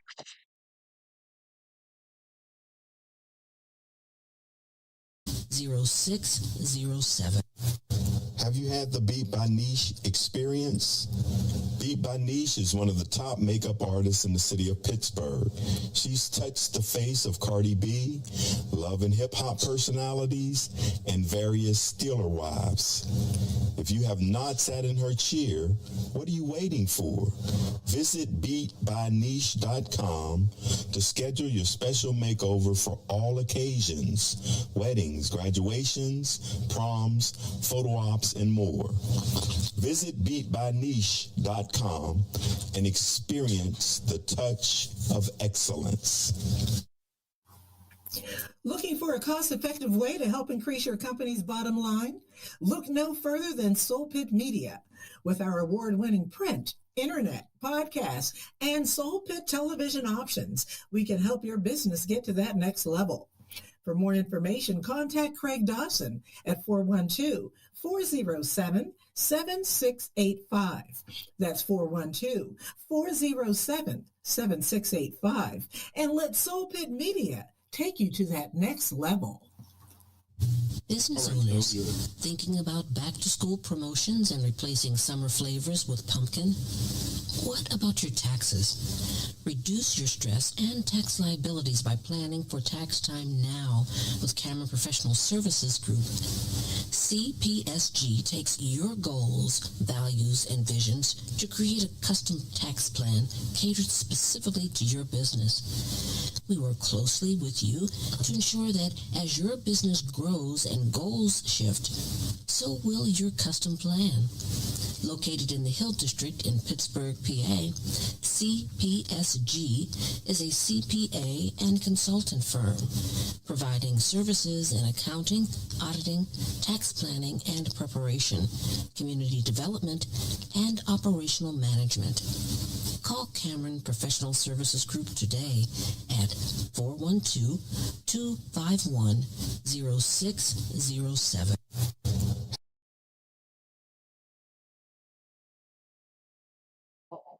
All right, this is Pittsburgh's DSEN live here at Cloud 33, where the party's at. There's cigars flowing, there's drinks flowing, there's football on the TV. There's Pittsburgh's DSEN Black and Gold post-game show here live. You might hear some background noise because there's still a lot of people here after the game still watching some football. Most importantly, we have the one and only Kevin Cameron on the phone. Kevin, are you there? Hey, can you hear us? I can hear you. Can you hear me, Ken? Oh yeah. You're the one thing that's working fine today. I'm glad I could be heard. Yes, And let me say this. I'm at Soldier Field here, still in Chicago. So I'll hit the road probably until tomorrow morning. Okay. So disappointing game today. I've been hearing a lot of the conversation so far. And Luther, just to let you know, Zach Frazier was asked about that Pittsburgh play that you referred to, the one that the Steelers could not capitalize on. Okay. And he said, absolutely, it was not supposed to go the game well. He said to do a better job at is letting the referee get out the way on that particular play. He said they hurried the play so much, it kind of got thrown off as a result. And I have that particular clip as well. I haven't uploaded all of the interviews yet to YouTube, but I'll get it out there. Okay. Very interesting. So did they say who it was supposed to go to? Well, it was supposed to go to Hayward. I actually asked that question anticipating if Mason Rudolph would start today. I asked that question on Thursday to Arthur Smith if things would change from a Pittsburgh perspective because they don't want Aaron Rodgers to do the Pittsburgh. So Mason they used a different version. They had him play 3 or 2 today. I can't remember how many. I probably need to take a look at the rushes here to see. Well, I'm not sure if I could go strictly off the rushes, but I know he had one quarterback sneak, Mason Rudolph did. Right. And that was not the tush push. Right. And then they had the surprise handoff on the tush push, which I thought was a touchdown. I guess I must have missed something on the play, but Warren scored anyway. Yeah, his hand hit out of bounds before he hit the pile on. Okay. Yeah. Okay, gotcha. All right, but it was a disappointing loss, and I agree with what you were saying earlier, teaching. The Steelers had opportunities to win this game and just take advantage of the opportunities. I think that's what the big difference was in the game. Chicago took advantage of their opportunities, and the Steelers did not take advantage of their opportunities. The Steelers made way too many mistakes at key times of the game. I know you all mentioned Mason Rudolph.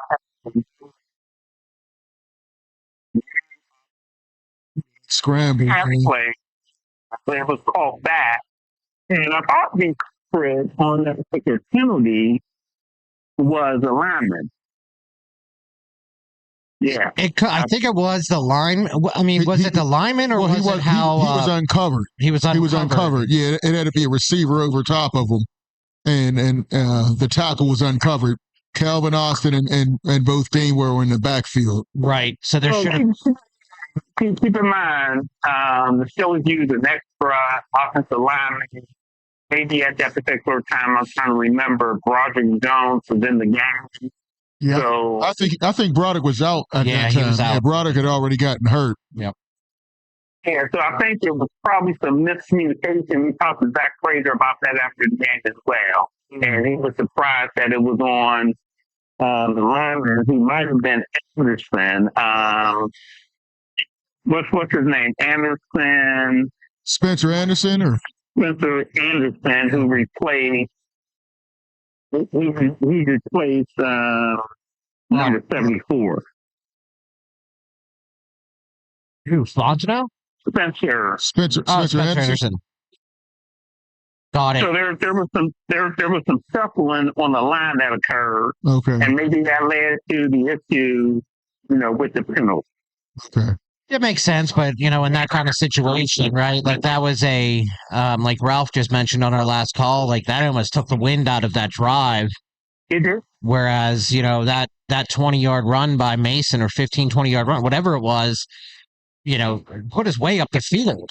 Where, a couple throws now, you're talking about already in field goal. Right. Yeah. That was huge call. Yeah. And I'm clear that like Anderson, yeah. So I usually get those two players confused, but I believe Calvin Anderson came here to play the tackle position, and they like to keep Spencer Anderson in his role as the extra offensive lineman. So the bottom line is there was confusion that hurt them. Also think a big key, and I'm not sure if you brought this up, Luther, field goal before halftime, I thought was key. I think the Bears got the ball with probably about a minute, 22, 23 seconds left in the second quarter, and the Steelers defense allowed them to go down and get a field goal. Right. And that did not happen. And I think that was the common theme here is, you know, and I know we are hearing a little bit of background noise or some static on your end. So, but since when did we give up all these yards? I mean, in simple terms, this year I feel like we've been giving up. I mean, and the stats say it too. We've been giving up there's just way too many yards to be competitive, to way too many yards to stay in games.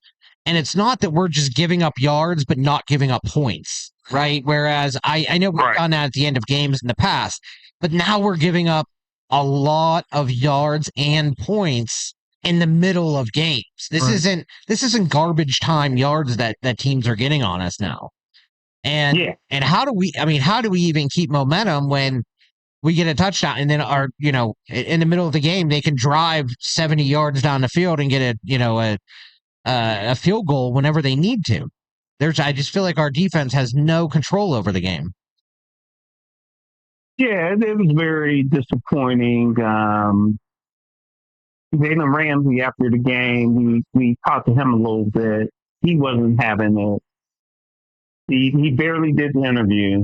So he was definitely frustrated. And those guys in the locker room realized that they need to play a whole lot better. And the thing about that, you can say that, but you have to do it. Yep. Okay, you have to put together a good game plan, and the players have to execute it, and you have to adjust well. Also, I think the score was 21-17 at halftime. It should have been 21-14. Right. And I think the next two series, if I'm not mistaken, after the half, Chicago came and they actually scored points. Well, they actually scored points. Yeah. Well, I'm looking at the score sheet now. They had one scoring drive, I guess, which was a TD, more 25-yard pass from Williams. And you say this too.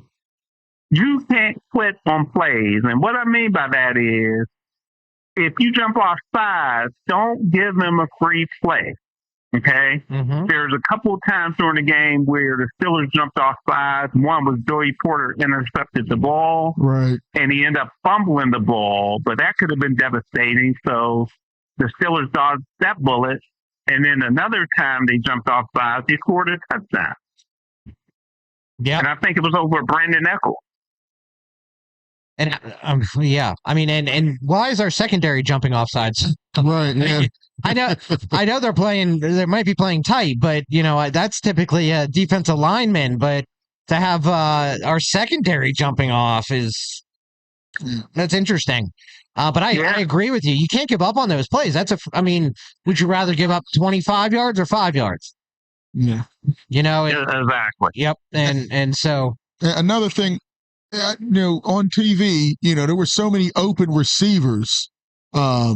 Did you get a sense talking to Jalen Ramsey or any of the defensive players? Was it guys are out of position or what? I mean, there were guys wide open in the middle of the field, nobody within 10 yards of them, and Caleb Williams was just eating them alive in the middle of the field.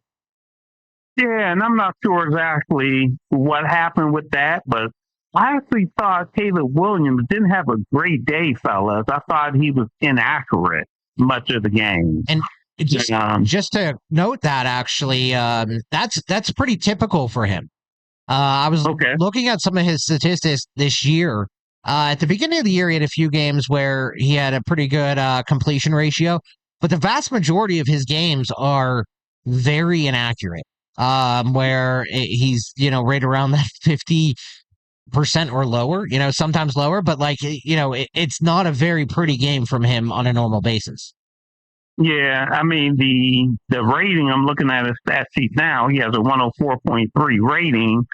I think that's driven based on the number of touchdowns that he had. He had 3 touchdowns and no interceptions, but when you take a look at his completions completions based on his attempts, 19 completions out of 35 for 239 yards. So I really just wasn't impressed with his play, but he made his plays when he needed to. He did. And he missed some wide open. Again, some of those incompletions, guys were wide open.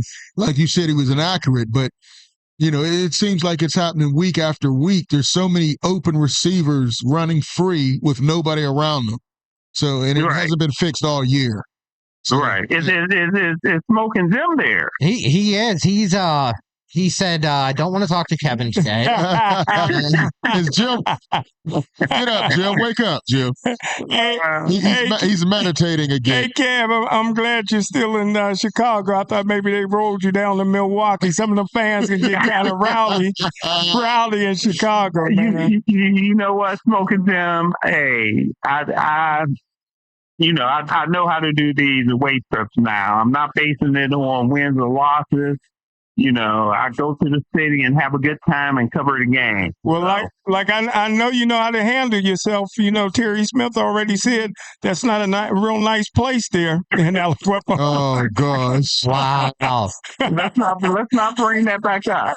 Let's not bring that back up. Were you one of the ones upset when he said that? Definitely, because I think for the record, I think Aliquippa, Pennsylvania is an outstanding place. It made a lot of great people. Now you got to be tough to be there. That's what Terry Smith just said. You got to be tough to be from Aliquippa. Well, then I would have. It brought him to tears. The fact that he was able to get out of there. Yeah. Wow. Said I couldn't wait. Man, we're not going to be able to live that down. But I'm here to tell. That was rough. Hey, maybe that's his way of trying to get the Penn State job. I'm here to tell the world Aliquippa, PA is a great place, outstanding place.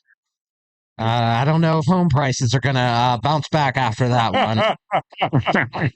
Oh, well, you tell people, how you can make it, how many people came out of Aliquippa and made it. Yeah. Maybe that'll spark home price. Oh, it should. It absolutely should. Hey, what was the mood like in the locker room? I could imagine it's a tough loss. What was the mood? The mood was very frustrating. Like I said, Jalen Ramsey really didn't want to talk, and he asked if he had to do it, and he was told yes, so he did it, but he barely gave. And in a way, I can understand it. However, if you're going to talk when things are well, you should talk when things are bad. Right. TJ Watt, I know you all played some of his clips, as well. So with TJ Watt, I mean, Mason Rudolph, all those guys, when you lose, you got to face the music. But yeah, the mood of the locker room was not good. They knew they had opportunities and didn't take advantage of the opportunities. I mean, even the last 2 drives of the game, the Steelers had opportunities and couldn't move the ball. And one of those drives, fellas, I'm thinking, okay, well, it'd be nice to get a touchdown, but we got Chris Boswell. Right. Let's just move that ball into field goal territory and give Boz an opportunity to kick the ball. Well, and let me say something else as well. I didn't bring this up in Mike Tomlin's press conference because in this place that's called Soldier Field, it's hard to get around. So I got there probably halfway through. Okay. But I wasn't sure what was asked and what wasn't asked. But I think it was asked. That more than 2 minutes left, that 4th down, I think it might have been like a 4th and 9. I would have went for it. Okay. I wouldn't have punted the ball away, even though they did have an opportunity. They got the ball back again.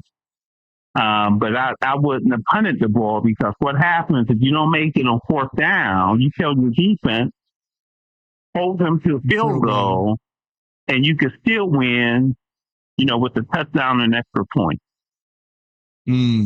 Sure. But the Steelers still had their opportunity. Yeah, lack of lack of confidence in that offense. What did you think about the game plan?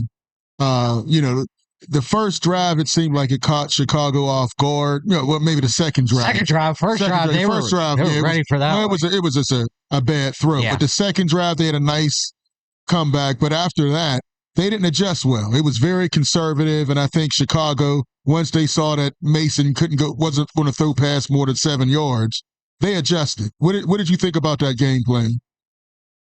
Well, I think it was run heavy. I think it was based on, even with Aaron Rodgers, I was surprised that Aaron Rodgers didn't play today.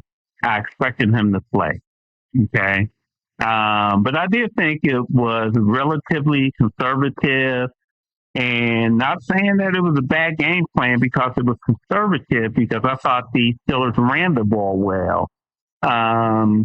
When I take a look at the stats, 186 yards running, but even outside of taking a look at the stats, I thought they ran well. And if they could, I think one of the callers mentioned that the Steelers stopped running in the second half. So I think if they could have ran more, control the clock, I didn't look at that as a bad thing. I think what killed them is not taking advantage of the opportunities. They got a fumble. They couldn't turn the fumble into any points. I believe that was the same drive where they couldn't make it on 4th and 1. Yeah, that was the drive. Yeah. Now, so we're now sitting at 6-5, just over 500. We started the season with a wonderful, few wins that put us well ahead in the AFC North. And, every Tuesday from 6 p.m. to 8 p.m., we are live on Soul Take to talk, all things Pittsburgh sports. But we talked about the Pittsburgh Steelers needing to maintain these wins, right? Because Baltimore's going to come back once Lamar Jackson gets healthy. The Ravens are coming back, and here we are. Right, here we are. We're sitting here, and the Ravens are now in first in the AFC North. We have the same record, 6-5, but they have the divisional kind of tiebreaker there. So they're on a 5-game win streak. We're now, on a 1-game losing streak, and we don't know what team's going to come onto the field week to week. What do we do going into this gauntlet? We're playing a few big teams. We are playing Buffalo Bills next. We have the Lions. We have Ravens twice. What is the mood moving forward? Is the white towel been risen in the locker room? I mean, what's the feeling? What's the goal? What's the where's it coming from? Who's pushing it? Right? Like what's What, I don't know. Can you give any insight on the 17 questions I just asked? Well, the Steelers never throw in the white towel, and we need to keep in mind as well. Even though some people didn't have a problem with the move that was made today because of injury, Mason Rudolph instead of Aaron Rodgers. But fellas, imagine if Aaron Rodgers played today. Right. Okay. Mason Rudolph had 2 critical turnovers today. One, the deep ball, his first pass of the game to DK Metcalf, fumble that he lost as well. I think Aaron Rodgers could have been the difference from a victory standpoint in this game today. But defensively, the Steelers, as we talked about, need to be a lot better. Period. Yeah. They were getting better, I thought, by moving Jalen Ramsey to safety, as well as Kyle Duggar. By the way, he missed an interception today as well. Okay. I think it would have been a good interception. But yeah, bounced right off his chest. I mean, that was one just like Joey Porter missed a couple weeks ago, last week or the week before. Yeah. Right. So, I mean, the Steelers lost to a 3-loss team on the road without their starting quarterback by 3 points. Yep. Well, and then that perspective, that's a really, I mean, that's a good perspective to keep in mind. But anytime we put up 28 points in a game, you know, you expect to win. You expect to win those games. And typically we have as Steelers defenses usually come through for us. But right now it's like we're almost having to guarantee a 35 points, 33 points in order to put these teams away. I got a question for you, Kevin. I think you're the only one on the planet can answer this. Would you put the hot dog? Porter got an interception, was holding like he was Connie Hawkins with one hand. He's running around like a hot dog. Then he fumbled after that. Would you bench him for a game or two? Because he did absolutely nothing in the entire game except for hurt his ribs. Would you bench him for that? I mean, that was to me. I wouldn't bench him. I wouldn't bench him because. What would it take to bench this guy? I mean, come on. To be honest with you, like I said, the last 2 games, I thought the offense. He's a hot dog. I think the last 2 games, the defense, before this game, of course, the last 2, I thought the defense played well. I thought the arrow was pointing up, as Mike Tomlin would say. They took a step back today. However, keep in mind as well, what did the Steelers have? 28 points, you said? Yes. Yeah. Okay. 7 of those points came from the defense. Right. Okay. Even though, fellas, we talk about the defense, yeah, they need to play better, but I think out of the 2 units, if you ask me who's playing worse, I might have to go with the offense. Oh, how? The offense is playing worse? How? Kevin, the Steelers defense is on, they're on track to break the all-time worst defense in terms of yards for the Steelers. No, I'm talking about as of late. If you take a look at the previous 2 games, the Steelers defense actually played well before today. Okay? And I mean, the Steelers offense is limited, fellas. We talked about this before. No number 2 wide receiver they're not going down the field, and when they do go down the field, they're not effective. They got one good pass interference play. I think it was on Calvin Austin. Yeah, the guy grabbed his shirt. If I'm not mistaken. But in this league, you have to be able to go down the field. Yeah. And that's not happening right now. And that's putting more pressure on the defense. So, well, we are officially, as of today, looks like we are, no, actually, we are averaging 261.7 passing yards given up per game. And that is the last in the NFL for passing defense. Right. And what is the offense passing the ball? Yeah, Kevin, not too good. You say that, but, coming into the season, we knew the defense would have to carry the offense just because of the lack of offensive weapons. So the offense is pretty much kind of where I thought they would be. The defense is the one that's really killing them because it might be expectations, right? Yeah. Like our expectations, and not just ours. Yeah, the players, the coaches, they came out. All this defense is going to be historic. Mm-hmm. We didn't know it was going to be historically bad, and that's what they're showing right now. The offense, the fact that they're scoring, I think they're scoring pretty decent, but the defense is giving up way too much. And that's been an issue. And we saw it again today. The offense would score immediately. The Bears would go down and score, get a field goal, get a touchdown. And it just seems so easy for the other teams. I guess that's one of the reasons. It's such a struggle for the Steelers offense. And there's wide receivers running every week against the Steelers.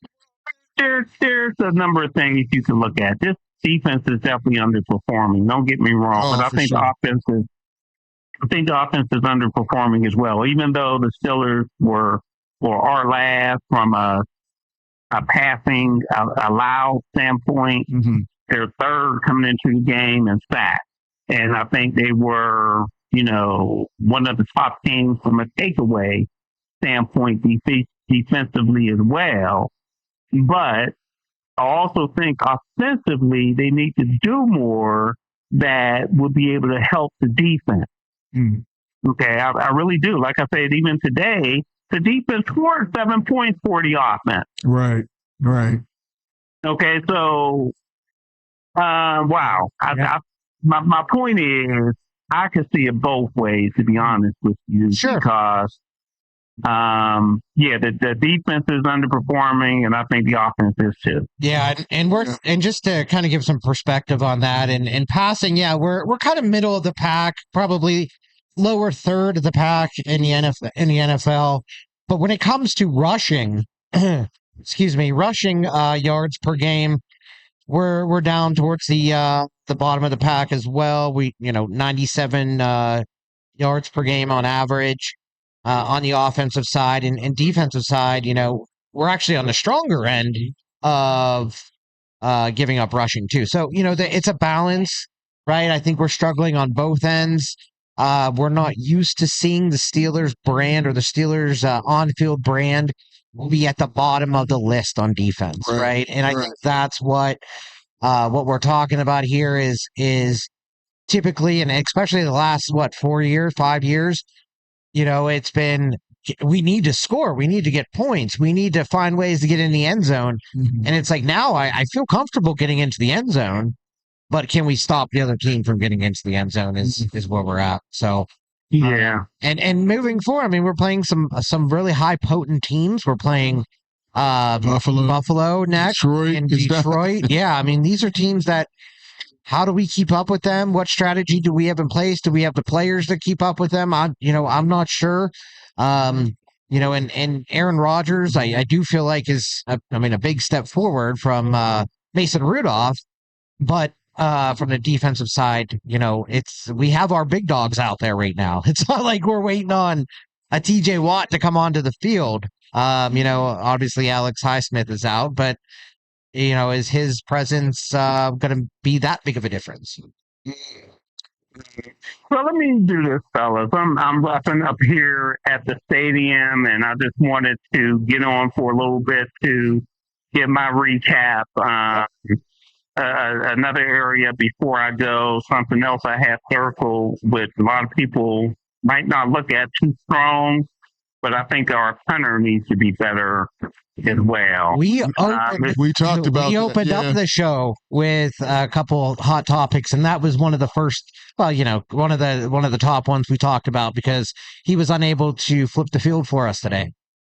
Yeah, and he normally kills the ball in practice, but he needs to take what he's doing in practice and, put it in place during the game. And that one particular kick that he had that we had a holding penalty on and we had to re-kick. Yeah. That was a big difference as well. It might have been like at least a 25 yard difference. Yep. Yeah, so that was key also. I think he averaged a total of 35 yards today. We looked at. Yeah, it was pretty bad. All right, Kev. Well, thank you for jumping on the Black and Gold post game show here. We are live at Cloud 33 in Penn Hills, Pennsylvania. We're talking a Steelers loss with Kevin Cameron, who's there in Chicago at Soldier Stadium. Kevin, thank you so much for joining us. Be safe. Get back to your hotel safely, and we'll see you Tuesday live on Soul Take. Sounds good. Thanks a lot, fellas. All right. Doing a good job. Thanks a lot. Thank you. Okay. Bye-bye. Yeah. All right. Let's take a quick break. Let's rehydrate. I know I think we might need to wake up Smokin Jim Frazier over here. Meditating, Jim. Meditation. We got smoking, crying, meditating. Yeah. Let's take a quick break, everyone. We'll be right back for our last final segment of the night. And we'll be right back here. Have you had the Beat by Niche experience? Beat by Niche is one of the top makeup artists in the city of Pittsburgh. I haven't even played music. She's touched the What'd you face say? of Cardi I haven't B, played any music. Oh, really? Oh, because the audio is... No, I just forgot. Oh. If you have not sat in her chair, I don't even, it's like, what are you waiting I don't for? talk about a loss for 3 Visit hours. That's true. You know what I mean? to schedule your special makeover for all occasions. Oh, weddings, that's gotta be graduations, roughin', right? proms, photo ops, and more. Visit beatbyniche.com But you still can't rough it. and experience Hey, the touch of He didn't lay on excellence. him. Looking for a cost-effective Did way you- to any help good? increase your company's bottom Did you see line? that catch my Look picket? no further than Soul Pit Which one? Media. Just With that. our award-winning He's print, so good. internet, Which picket podcast, snaps? and You got- Soul Pit you gotta have television close to options. 100. We can help your He business probably get is. to He's the the next number one level. receiver. For more He's the number information, one contact receiver. Craig He might, Dodson at he might trade CD Lamb. 412-407-7685. No, they're good friends. They're tight. What I'm saying, you gonna pay That's those, you gonna pay for the Bengals? 407-7685. How's that working? And let 7 Soul Pit Media take you to that 7 next for level. 80. Yeah. Okay. He'll get 100. One catch away. Thinking about They'll lose again. And another touchdown. Well, if he gets this touchdown, What about your Like, you taxes? better let them go. Like, I don't mind that we treat him. Hear me out. He's the best wide receiver in Yeah. terms of, like, what he can. I don't think he can support it. CPSG takes And what we your have right now. goals, If we values, draft the and quarterback, visions to I'll be a create little bit more custom mad. tax However, plan catered specifically to your business. what I'm now mad about We work closely is what with we you to got, or what ensure we that got rid of. as your business grows and Right? goals Third shift, round pick. Yeah, that's We should have easily got a high second, Yeah. maybe a, located in the Hill I don't District know, in first, Pittsburgh, but PA. CPSG. He was a head is a coach and a Oh, track I- coach. no, I So 100% agree. So you weren't getting that. They wanted to trade him at the accounting, trade auditing, deadline. tax planning and preparation, thought- community development, and operational management. We're Call getting had Cameron Professional Services Group today at 412-251-0607. Have you had the Beat by Niche experience? Beat by Niche is one of the top makeup artists in the city of Pittsburgh. She's touched the face of Cardi B, love and hip hop personalities, and various Steeler wives. If you have not sat in her chair, what are you waiting for? Visit beatbyniche.com to schedule your special makeover for all occasions, weddings, graduations, proms, photo ops, and more. Visit beatbyniche.com and experience the touch of excellence. Looking for a cost-effective way to help increase your company's bottom line? Look no further than Soul Pit Media. With our award-winning print, internet, podcast, and Soul Pit television options, we can help your business get to that next level. For more information, contact Craig Dawson at 412-407-7685. That's 412-407-7685. And let Soul Pit Media take you to that next level. Business owners thinking about back-to-school promotions and replacing summer flavors with pumpkin? What about your taxes? Reduce your stress and tax liabilities by planning for tax time now with Cameron Professional Services Group. CPSG takes your goals, values, and visions to create a custom tax plan catered specifically to your business. We work closely with you to ensure that as your business grows and goals shift, so will your custom plan. Located in the Hill District in Pittsburgh, PA, CPSG is a CPA and consultant firm, providing services in accounting, auditing, tax planning and preparation, community development, and operational management. Call Cameron Professional Services Group today at 412-251-0607. Have you had the Beat by Niche experience? Beat by Niche is one of the top makeup artists in the city of Pittsburgh. She's touched the face of Cardi B, love and hip hop personalities, and various Steeler wives.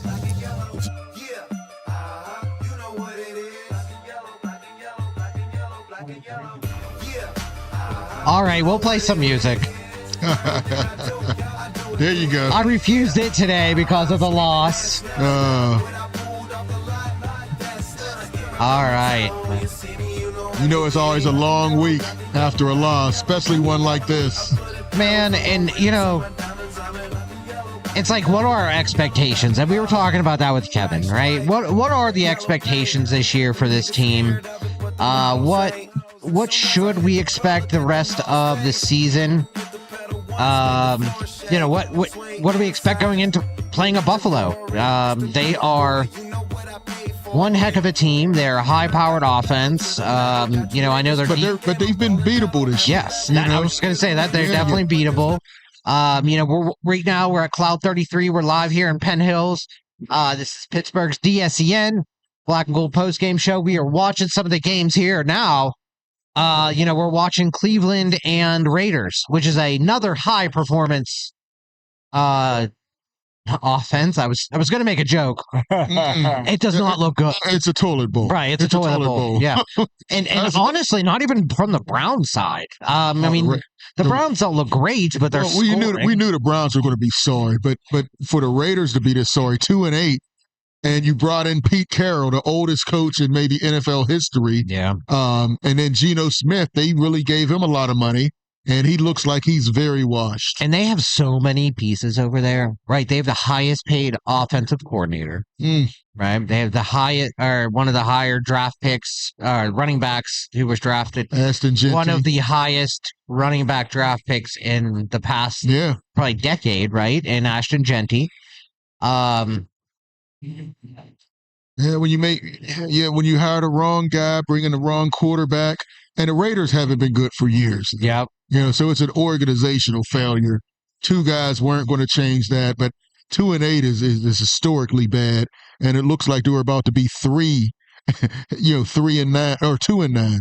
Yep. Losing to the Browns, which is trying to tank. So they just, you know, and I kind of paused. Oh, and as we see once again, Myles Garrett gets 16 sacks on this. So let's talk about the AFC picture right now.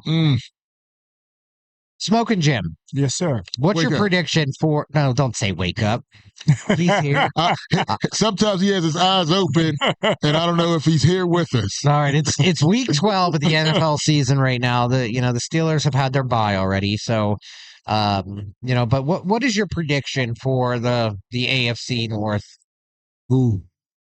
Well, one, I'm getting worried because Shedeur Sanders remind me of Jalen Hurts, and now he's the starting quarterback for the Browns.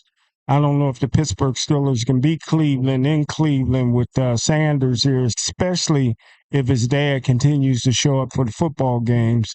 That's going to be tough. Listen, they can't beat the Buffalo Bills. Buffalo Bills going to beat the brakes off the Pittsburgh Steelers. The Ravens is just a better team, better well-coached team. Everybody was talking about they're going to fire Harbaugh. I'm like, how can you fire Harbaugh? Harbaugh's a great coach. Harbaugh was about to get fired before Lamar Jackson got there. Well, I might have fired him for benching Flacco. They might have got a couple more Super Bowls if they had Flacco instead of the non-performing playoff Lamar Jackson. Stop that. But anywho, again, the Pittsburgh Steelers, they gave up some winnable games. The problem Pittsburgh has, and Ken can back me up on this because Ken's not only football, but he's hockey as well. When teams play the Pittsburgh Steelers, they bring their A game. That's like their Super Bowl. They get up for the Pittsburgh Steelers. They play over their head. So the Pittsburgh Steelers got to find a way. I really believe if they go 9-8, if they get that 9th win, somehow, some way, they'll make it to the playoffs, and that's always a goal. You can't make it to the Super Bowl unless you make it to the playoffs. What about you? Let's skip everything else. Let's talk AFC North predictions. AFC North coming into the season, I thought the Baltimore Ravens would win. Okay. I mean, and so the fact that they're in first place, week 12, week 13 of the season is not a surprise. You know, Derrick Henry got 900 yards. That's an L for you. You said he was over the hill. He's on pace for 1,500 yards. He also was leading the league for a while in fumbles, Jim. So, I mean, he is showing some age with him. But their offense isn't clicking. Baltimore's offense, once again, they played an inferior Jets team. They didn't do well offensively. Lamar Jackson didn't have a great game passing. And Derrick Henry was held in check. So that's a very winnable game. They usually split. There's a possible chance they could beat Baltimore twice this year. Their defense is not the same. Wait, did you say the Steelers? Yeah, there's a chance. I believe there's a chance because I don't think the Ravens are, what I thought they were coming in. Okay. I mean, if you see them against the Jets this week, last week against Cleveland, their offense did not look good. Right. At all. Okay. So they shouldn't be able to score a lot of points against the Steelers. Buffalo, they're coming off a horrible loss. Josh Allen was running for his life, running into sacks like he was Aaron Rodgers against the Chargers. So, they have some flaws as well, and Buffalo cannot stop the run. I would really like the Steelers to go heavy run against Buffalo, run it 3 times, in a row, because all year that's what teams have been doing, running on them. So and this is just a example, right? So the Ravens played the Bears at the end of October, okay? Yeah, they played it at home, so they weren't in Chicago, but they won 30-16 with Tyler Huntley. Wow. As quarterback, right? And we just lost to the Bears. And I know every given Sunday, I know that, okay? Is Tyler Huntley a better backup quarterback? Is he a better option? Than who? Than what we saw today, Mason Rudolph.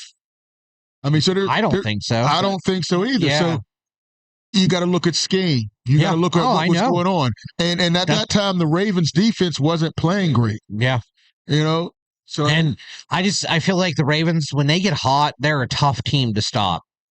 Are they hot though? I mean, they're a 5-game win streak. They've put together a couple wins, but 5-game win streak. Yeah, but who have they beaten? I mean, the Jets, the Browns, and they're in the easy part of their schedule. Right. They played a lot of their tough games. They do have the Packers coming. And that's what I'm so frustrated about is instead of the Steelers being in that easier part of their schedule, they're in the harder part. Right. Well, we didn't take advantage of the easy part of our schedule, right? We threw up a couple losses and left those points on the table, right? So the Ravens recently beat the Vikings.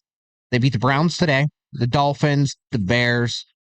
But now most of those teams have a losing record. Outside of the Bears, most of those teams have losing records. Absolutely. Terrible 2-3 win teams. Yep, absolutely. Yeah.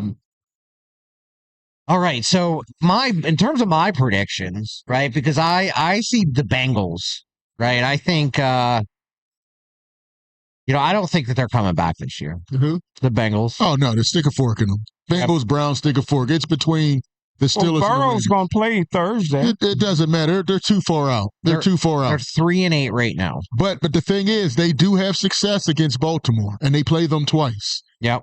And Burrow traditionally has great games, so there's a chance maybe he can pull some magic out and beat them at least once. So they played the Patriots today, who are they're on fire right now. That was a win that I'm really happy we played early in the season, because if we played a Patriots team right now, and that's also a game where they had about 6 turnovers. Yes, absolutely. But the Bengals have Ravens, Dolphins, Cardinals, and Browns. So very similar to us, but and Cleveland, who are 2-8 right now, but are currently ahead of the Ravens. They'll be 3-8 probably after this one. 17-3 right now. So I think it's 2 players we're talking about right now at the top of the AFC North, and that's Baltimore and Pittsburgh. Right. My prediction is if we're gonna squeak into the playoffs, we're squeaking in through a wild card spot. I think we had our opportunity. We had our destiny. We had everything in the palm of our hands, and we did not take advantage of it. We did not say, this is our division. This is our division to win. And because we did not do that, we're going to have to sneak in through a wild card spot. Yep. Touchdown pass from Sanders. I've never seen anyone celebrate. The Jalen Hurts of the AFC. Jalen Hurts? Yeah, he reminds me of Jalen Hurts. How? Is he going to be tush pushing for 10 touchdowns a year? What reminds you of Jalen Hurts? No. And around the NFL, so as Smokin Jim just mentioned the Browns. It looks like a screen pass, Jim. Yeah, I don't even know if that's a pass. I don't know if that's a pass. But it does count his first touchdown. Yeah, unless it was a rush. So around the NFL, the Falcons and Saints currently in the fourth quarter. The Falcons are ahead 16-7. There's some really good 4:00 games on today. Oh yeah. The Browns and Raiders 17-3. The Jags and Cardinals 24-3. 24-3. Sorry about that. And then the Jags and Cardinals. Jags are ahead 17-14 with 8:39 left in the fourth quarter. Kevin had mentioned the punter, right? I don't want to keep talking about this. But Corliss Waitman, we chose Corliss Waitman. There was a or did Boswell have something to do with it? He's the holder. Yeah, but he has to tell him who's more comfortable. Yeah. And then the left foot. Yeah. Sometimes it gets a different spin. Oh, what a catch by C.D. Lamb. And he got a PI too, I think. Your guy Cooper DeJean gets burnt again. No, he got pass interference on Dallas. No, it's not. Yeah, it is. Jim, look at this, Jim. Oh, he's grabbed his whole arm. And it might be offensive pass interference. No, absolutely not. Look at him. So do you think that this was a one-time show? Because Corliss Waitman, like Kevin mentioned, he usually bombs the ball. Yeah. I mean, he's been averaging big yards. He's been one of the top in terms of yards average. True. Do you I think it was a one-off. I think it was a one-off. I don't know. Maybe he was partying too much in Chicago, but I don't think it's a pattern. I mean, I don't think it's a pattern. Yeah, Jim, that was an interference on your boy Cooper DeJean. He's burnt again. Oh, it was a defensive pass interference. Yeah. He was grabbing. Wow, he had that. Okay. And then on the offensive side, so offensive line, we haven't talked about them today. I know that, Broderick Jones went down with a stinger. Hopefully he's okay. I don't want to talk about depth on our offensive line. He's been pretty much an Iron Man. He's been there every week. Not always playing the best, but he's been there. We won't miss him. Well, I don't think we have depth. I mean, Jim, we really don't. He's been playing a solid tackle position the last couple weeks. The Steelers won't miss him. Jim, he's been playing solid the last couple weeks. Now, the first did they miss him when he went out? They didn't miss him when he went out. Did they? I mean, he wasn't out much of the game, Jim. I mean, there was no glaring weaknesses, but they were getting rid of the ball so quick. I mean, it was a 3-yard pattern, Jim. You got more excuses. I mean, it's a fact, Jim. We saw Mason Rudolph's average. It was dink and dunk. So we'll see if he's going an extended amount of time, if they're going to miss him. Hopefully it's nothing major. Alex Highsmith was out of this game as well. Street clothes. Somebody called him street clothes. I've never seen an outside linebacker that fragile. Yeah. I mean, wow. It really is. I mean, he'll have a game, 2 sacks, running. Next thing you know, he hurt his pec. He's out for 2 weeks. Absolutely. So with him, he's not the highest paid by any means, but he's up there, right? He has a very big price tag on his helmet. Yeah. With that being said, is he? Are we missing him? No, I don't want to talk trade. Oh. Trade deadline's over, but I want to talk. Are we missing him, or are you more excited whenever he's out? Because that means that Herbig gets a lot more playing times. I like the three. I like to see the three of them healthy. I mean, I think right now, yeah, because he's usually better against the run than Herbig, even though Herbig was much better against the run today. Yeah. He ran at him. He was there. So, again, that experience. He's getting more experience, but I like for those three to be healthy, just because when he comes out, that's more Sawyer, and he's not quite there yet, even though they call him 5-star. Well, like Ken was really trying to say, they had an opportunity to trade Highsmith, and they didn't. They could have traded him maybe for a wide receiver that they've been lying. The con man been lying to the fans for the last 2 years, 700 days about a second wide receiver. Also, I think that they finally got what they were looking for with Jack Sawyer. Last year, they brought in Preston Smith, who was half linebacker, half defensive lineman, and they couldn't he was over the hill.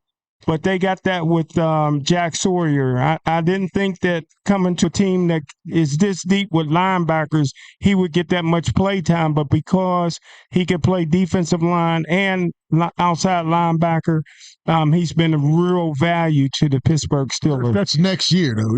I agree with the offseason, the trade, but who won the trade? Who won the trade? I wasn't even talking trades. Jim just made that up out of his own imagination. Injured outside linebacker with freckles. I mean, freckles have to do with it. I trade for that. I think we need depth at that position, right? Like I like having this Pittsburgh Steelers linebacker depth. I think that needs to be non-negotiable in this organization, and it hasn't been. Right, it has not been. We've had to make mid-season trades to bring in these random the Preston Smith. Yeah, he's not in the league, I don't think, right now. No, but that we can't. With Alex Highsmith, we need producers. We need and he is a producer when he's on the field, but is he missing too much time? Right, we need everybody to be healthy. And Tomlin always says, availability. You can't help the club if you're in the tub. Right. Is that a Tomlinism? I'm not sure. What do we want to see next? You want to talk next week? Yeah, let's look at the Bills game. Josh Allen. Listen, they had their own George Pickens problem. Mm-hmm. Keon Coleman has been suspended 2 games. Has he? Tell me why. Conduct detrimental to the team. Okay. So we'll see if he's back. He's they thought he was going to be a more contested type of receiver, but he hasn't been that. They do have a guy who's going to give the Steelers problems. 2 great tight ends, Dawson.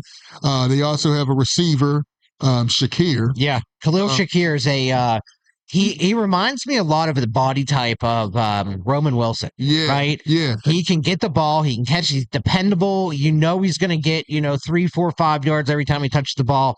If we get Roman Wilson to become a Shakir type, I would love that's that. a success. Yeah. But I'm not sure we're going to see that. I just don't know if the opportunities are there. But to continue on, go ahead. I'm sorry to cut you off. Yeah, and I think defensively, I want to see us really pound the ball. The Buffalo Bills have struggled with the run. Go big personnel, big 13, and just run it down their throat. Caleb Johnson didn't get any action, any carries this week. I knew you shouldn't have brought up his name with Smokin Jim here. He didn't get any carries this week. And he's starting to prove Jim right that he may be a bust. But I think the Buffalo Bills, it has to be a run-heavy game because we don't know how Aaron Rodgers is going to come back if he's going to play. Yeah, I don't think he's a bust yet. And I don't think we've I just don't think we're there yet, right? I think next year and a good off season, get him, in a better mindset and things like that. Then let's try him out again. We'll go from there. But I think from a Buffalo perspective, their defense is not a shutdown defense. No, they're not a Buffalo defense that we're used to. They've lost players in the offseason. Absolutely, they do have injuries. Yeah, they've their secondary can be scored on. This is really all about shutting down Josh Allen, right? And shutting down their running back in James Cook. Oh, he's a beast, James Cook. Yeah. Yep, and those two together will take over a game. They will spread the ball around. I know as of lately, they're passing a lot. There's a lot of different wide receivers, maybe some that you've never even heard of, that are getting catches, especially since you mentioned Keon Coleman's off the field. Right. He'll probably be back for the Steeler game. You think so? Yeah, I think so. Well, I thought even before that, it wasn't like he wasn't 1 or 2 targets. Yeah, he wasn't doing a whole lot anyway. Right. Smokin Jim, any input on next week's game? Well, I look for the reigning, defending NFL MVP, Josh Allen, to score 6 touchdowns. Hey, listen, if we couldn't keep Breece Hall under 100 yards, just think what Cook's going to do. Jonathan Taylor was held under 60 yards. Well, how did 2 games against the Cincinnati Bengal bum do? He gained 108 yards one game and 99 the next. Hey, listen. The Pittsburgh Steelers are struggling against the run. Cook can run and he can catch. Josh Allen is maybe one of the best all around quarterbacks that come in the National Football League. You know what I mean? Since Sid Luckman, you know what I mean? This guy is just unstoppable. Buffalo got our number. Mike Tomlin played at William and Mary with the coach for Buffalo. So both of those guys know what it's like to be on the wrong end of the score, you know, in a football game from college. But hey, listen, the Pittsburgh Steelers got to find a way. They play at home. You got to defend your home. Yeah. It's hard to win on the road. Buffalo's going to be well rested. They haven't played since Thursday. I just don't see a chance that the Pittsburgh Steelers win that football game and they go to 6-6. Wow. Yeah, and that 6-6 is not a fun place to be. That means every game after that's must win. Right. Right? I mean, I think this is a must-win game. I do too. A home game against an AFC North power. I wish we had Duck back when we were 6-6. We put Duck Hodges in there, and he saved the day. So the Buffalo Bills are going to be coming to Pittsburgh, right? It's going to be a 4:25 game. The early over-under, and I like to talk about early over-under because it tells us a little bit of what they think the scoring will be like, right? I don't look at it because I don't bet, right? I'm in full disclosure, I'm not a betting person.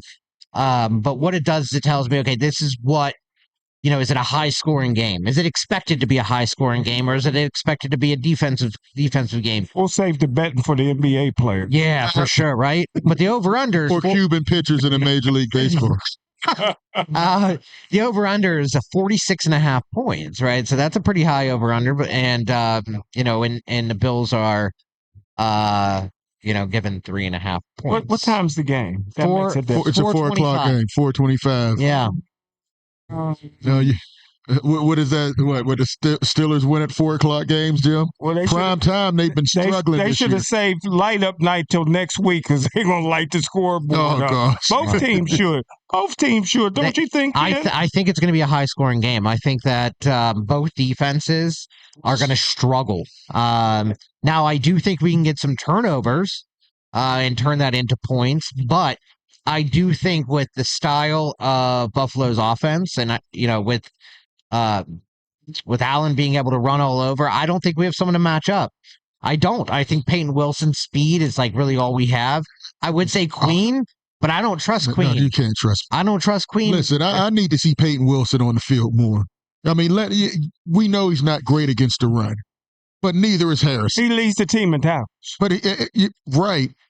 But against the run, that's why they have him off most first, second down, you know, downs that. He has almost 100 tackles. Jim, are you watching the He's game? On pace for are you watching the game? They have Harrison playing half of his snaps. That's, like you said, that's a mistake. Okay, but he's not great against the run, Jim. I mean, yes, he has stats. That means Patrick Queen is not doing what he needs to because he's playing 100% of the snaps. You know, so that's more of an indictment on Patrick Queen. What I'm saying is I'd like to see him in the game more other than Harrison. Harrison is a liability as in pass coverage, and he's not doing great on rundowns. He only had 3 tackles today. Well, the Ravens wouldn't have cut him if he was any good. I mean, so why is he starting over Peyton just to Wilson? Clarify, I don't think the Ravens cut him. They sure didn't want him. They didn't extend him. Yeah, Jim, right, exactly. But I'd like to see him on the field. I'll live with him, you know, learning on the job, not making all because there's 10 other guys that can help him. It's not all on him. Yeah, and I put him in the daggone game. And he's playing. And you're talking Peyton Wilson, right? Peyton Wilson. And against somebody like a Josh Allen who can run all over the field. You need to have a speedster. Yeah, yes, someone almost that can run east to west with him. Right, and he's faster. He's that elite athlete in the middle of the field. Patrick Queen, we've seen he couldn't stop Caleb Williams when he had a wide open. He's not stopping Josh Allen. You know. Yep. I really, if it were me, I would like to see Patrick Queen off the field a little more. It's not going to happen. I know it's not going to happen. That's definitely not going to happen. But he's been exposed quite a bit this year. Yeah, I think even today we saw it, and the Cloud 33 kind of erupted whenever he was coming in to unblocked, untouched, just screaming through the line. and missed Right. missed Caleb Didn't Williams. even put an arm on him. Didn't get a finger on him. Nothing. So and we see that a lot, right? Where he runs past his tackle. And then he always says, he even admitted early in the year that he hasn't been physical enough. He's been missing plays. Yeah. And but it hasn't changed. Absolutely. So we're at the 7:00 mark. Do we want to say anything to wrap up, guys? Do you guys have any input, Jim, on moving forward? No, I don't want you to say you didn't get enough time again, as you usually do without crying. No, this was a great show. Thanks for the invite. Jim, Smokin Jim's always coming back. You never know what Jim's going to say, but it's been great. Great job, Ken. Enjoyed Kevin calling in, and it's just disappointing. 31-28. Steelers dropped the ball. They had a game they could have easily won, and they didn't. Yeah, no, I agree. I know Kevin enjoyed the jazz clubs in Chicago. I hope so. I do. As long as he doesn't go to Milwaukee, right, Jim? Your secret is safe with me, Jim. Hey, no, and at first I want to give a shout out to Cloud 33. Yeah. As always, they provide us with the space, the TVs, the entertainment, and the crowd. The crowd here, for the game, before the game, after the game, energized. It was packed today. Yeah.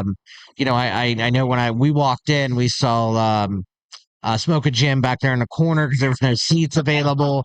Right. And I didn't even see him when I came in. He was meditating in the corner somewhere. He was.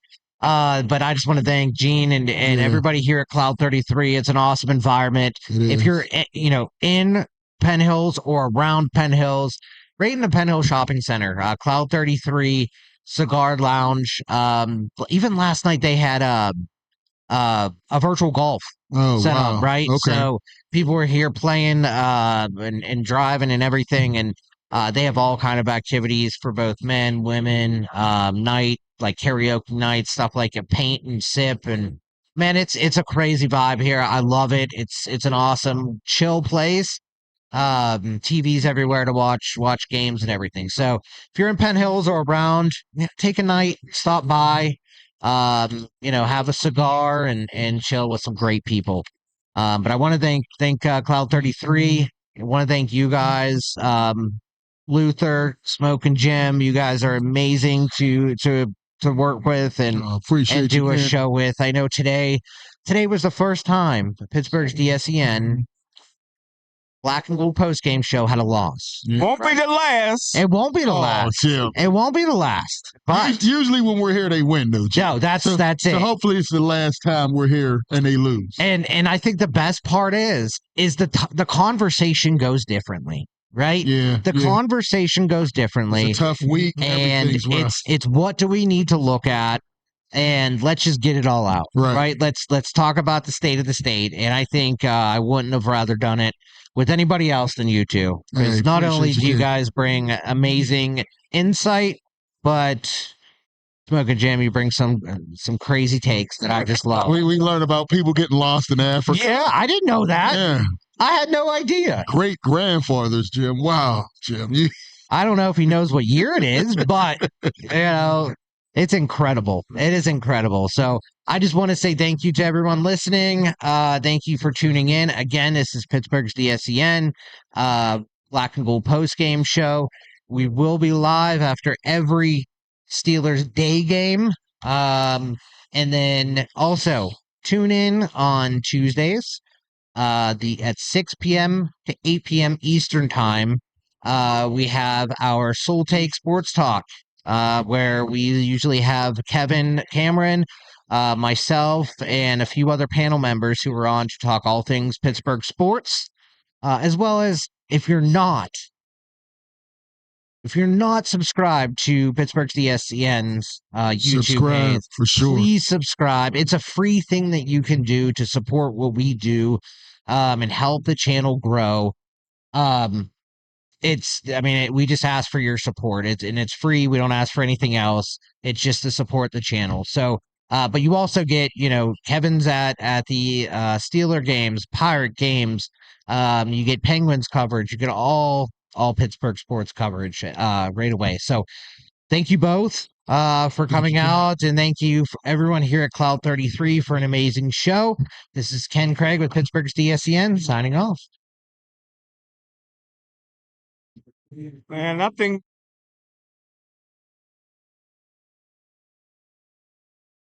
Then you could tell them, just made $1 million, got another million on my schedule. You know what it is. Black and yellow, black and yellow, black and yellow, black and yellow. Yeah. You know what it is. Black and yellow, black and yellow, black and yellow, black and yellow. Yeah. You know what it is. Everything I do it big. Yeah. Screaming ass now. When I pulled off the lot, that's done. Get up in my town, when you see me, you know everything. Black and yellow, black and yellow, black and yellow, black and yellow. I put it down from the whip to my diamonds. I'm in black and yellow, black and yellow, black and yellow, black and yellow. Black stripe, yellow paint.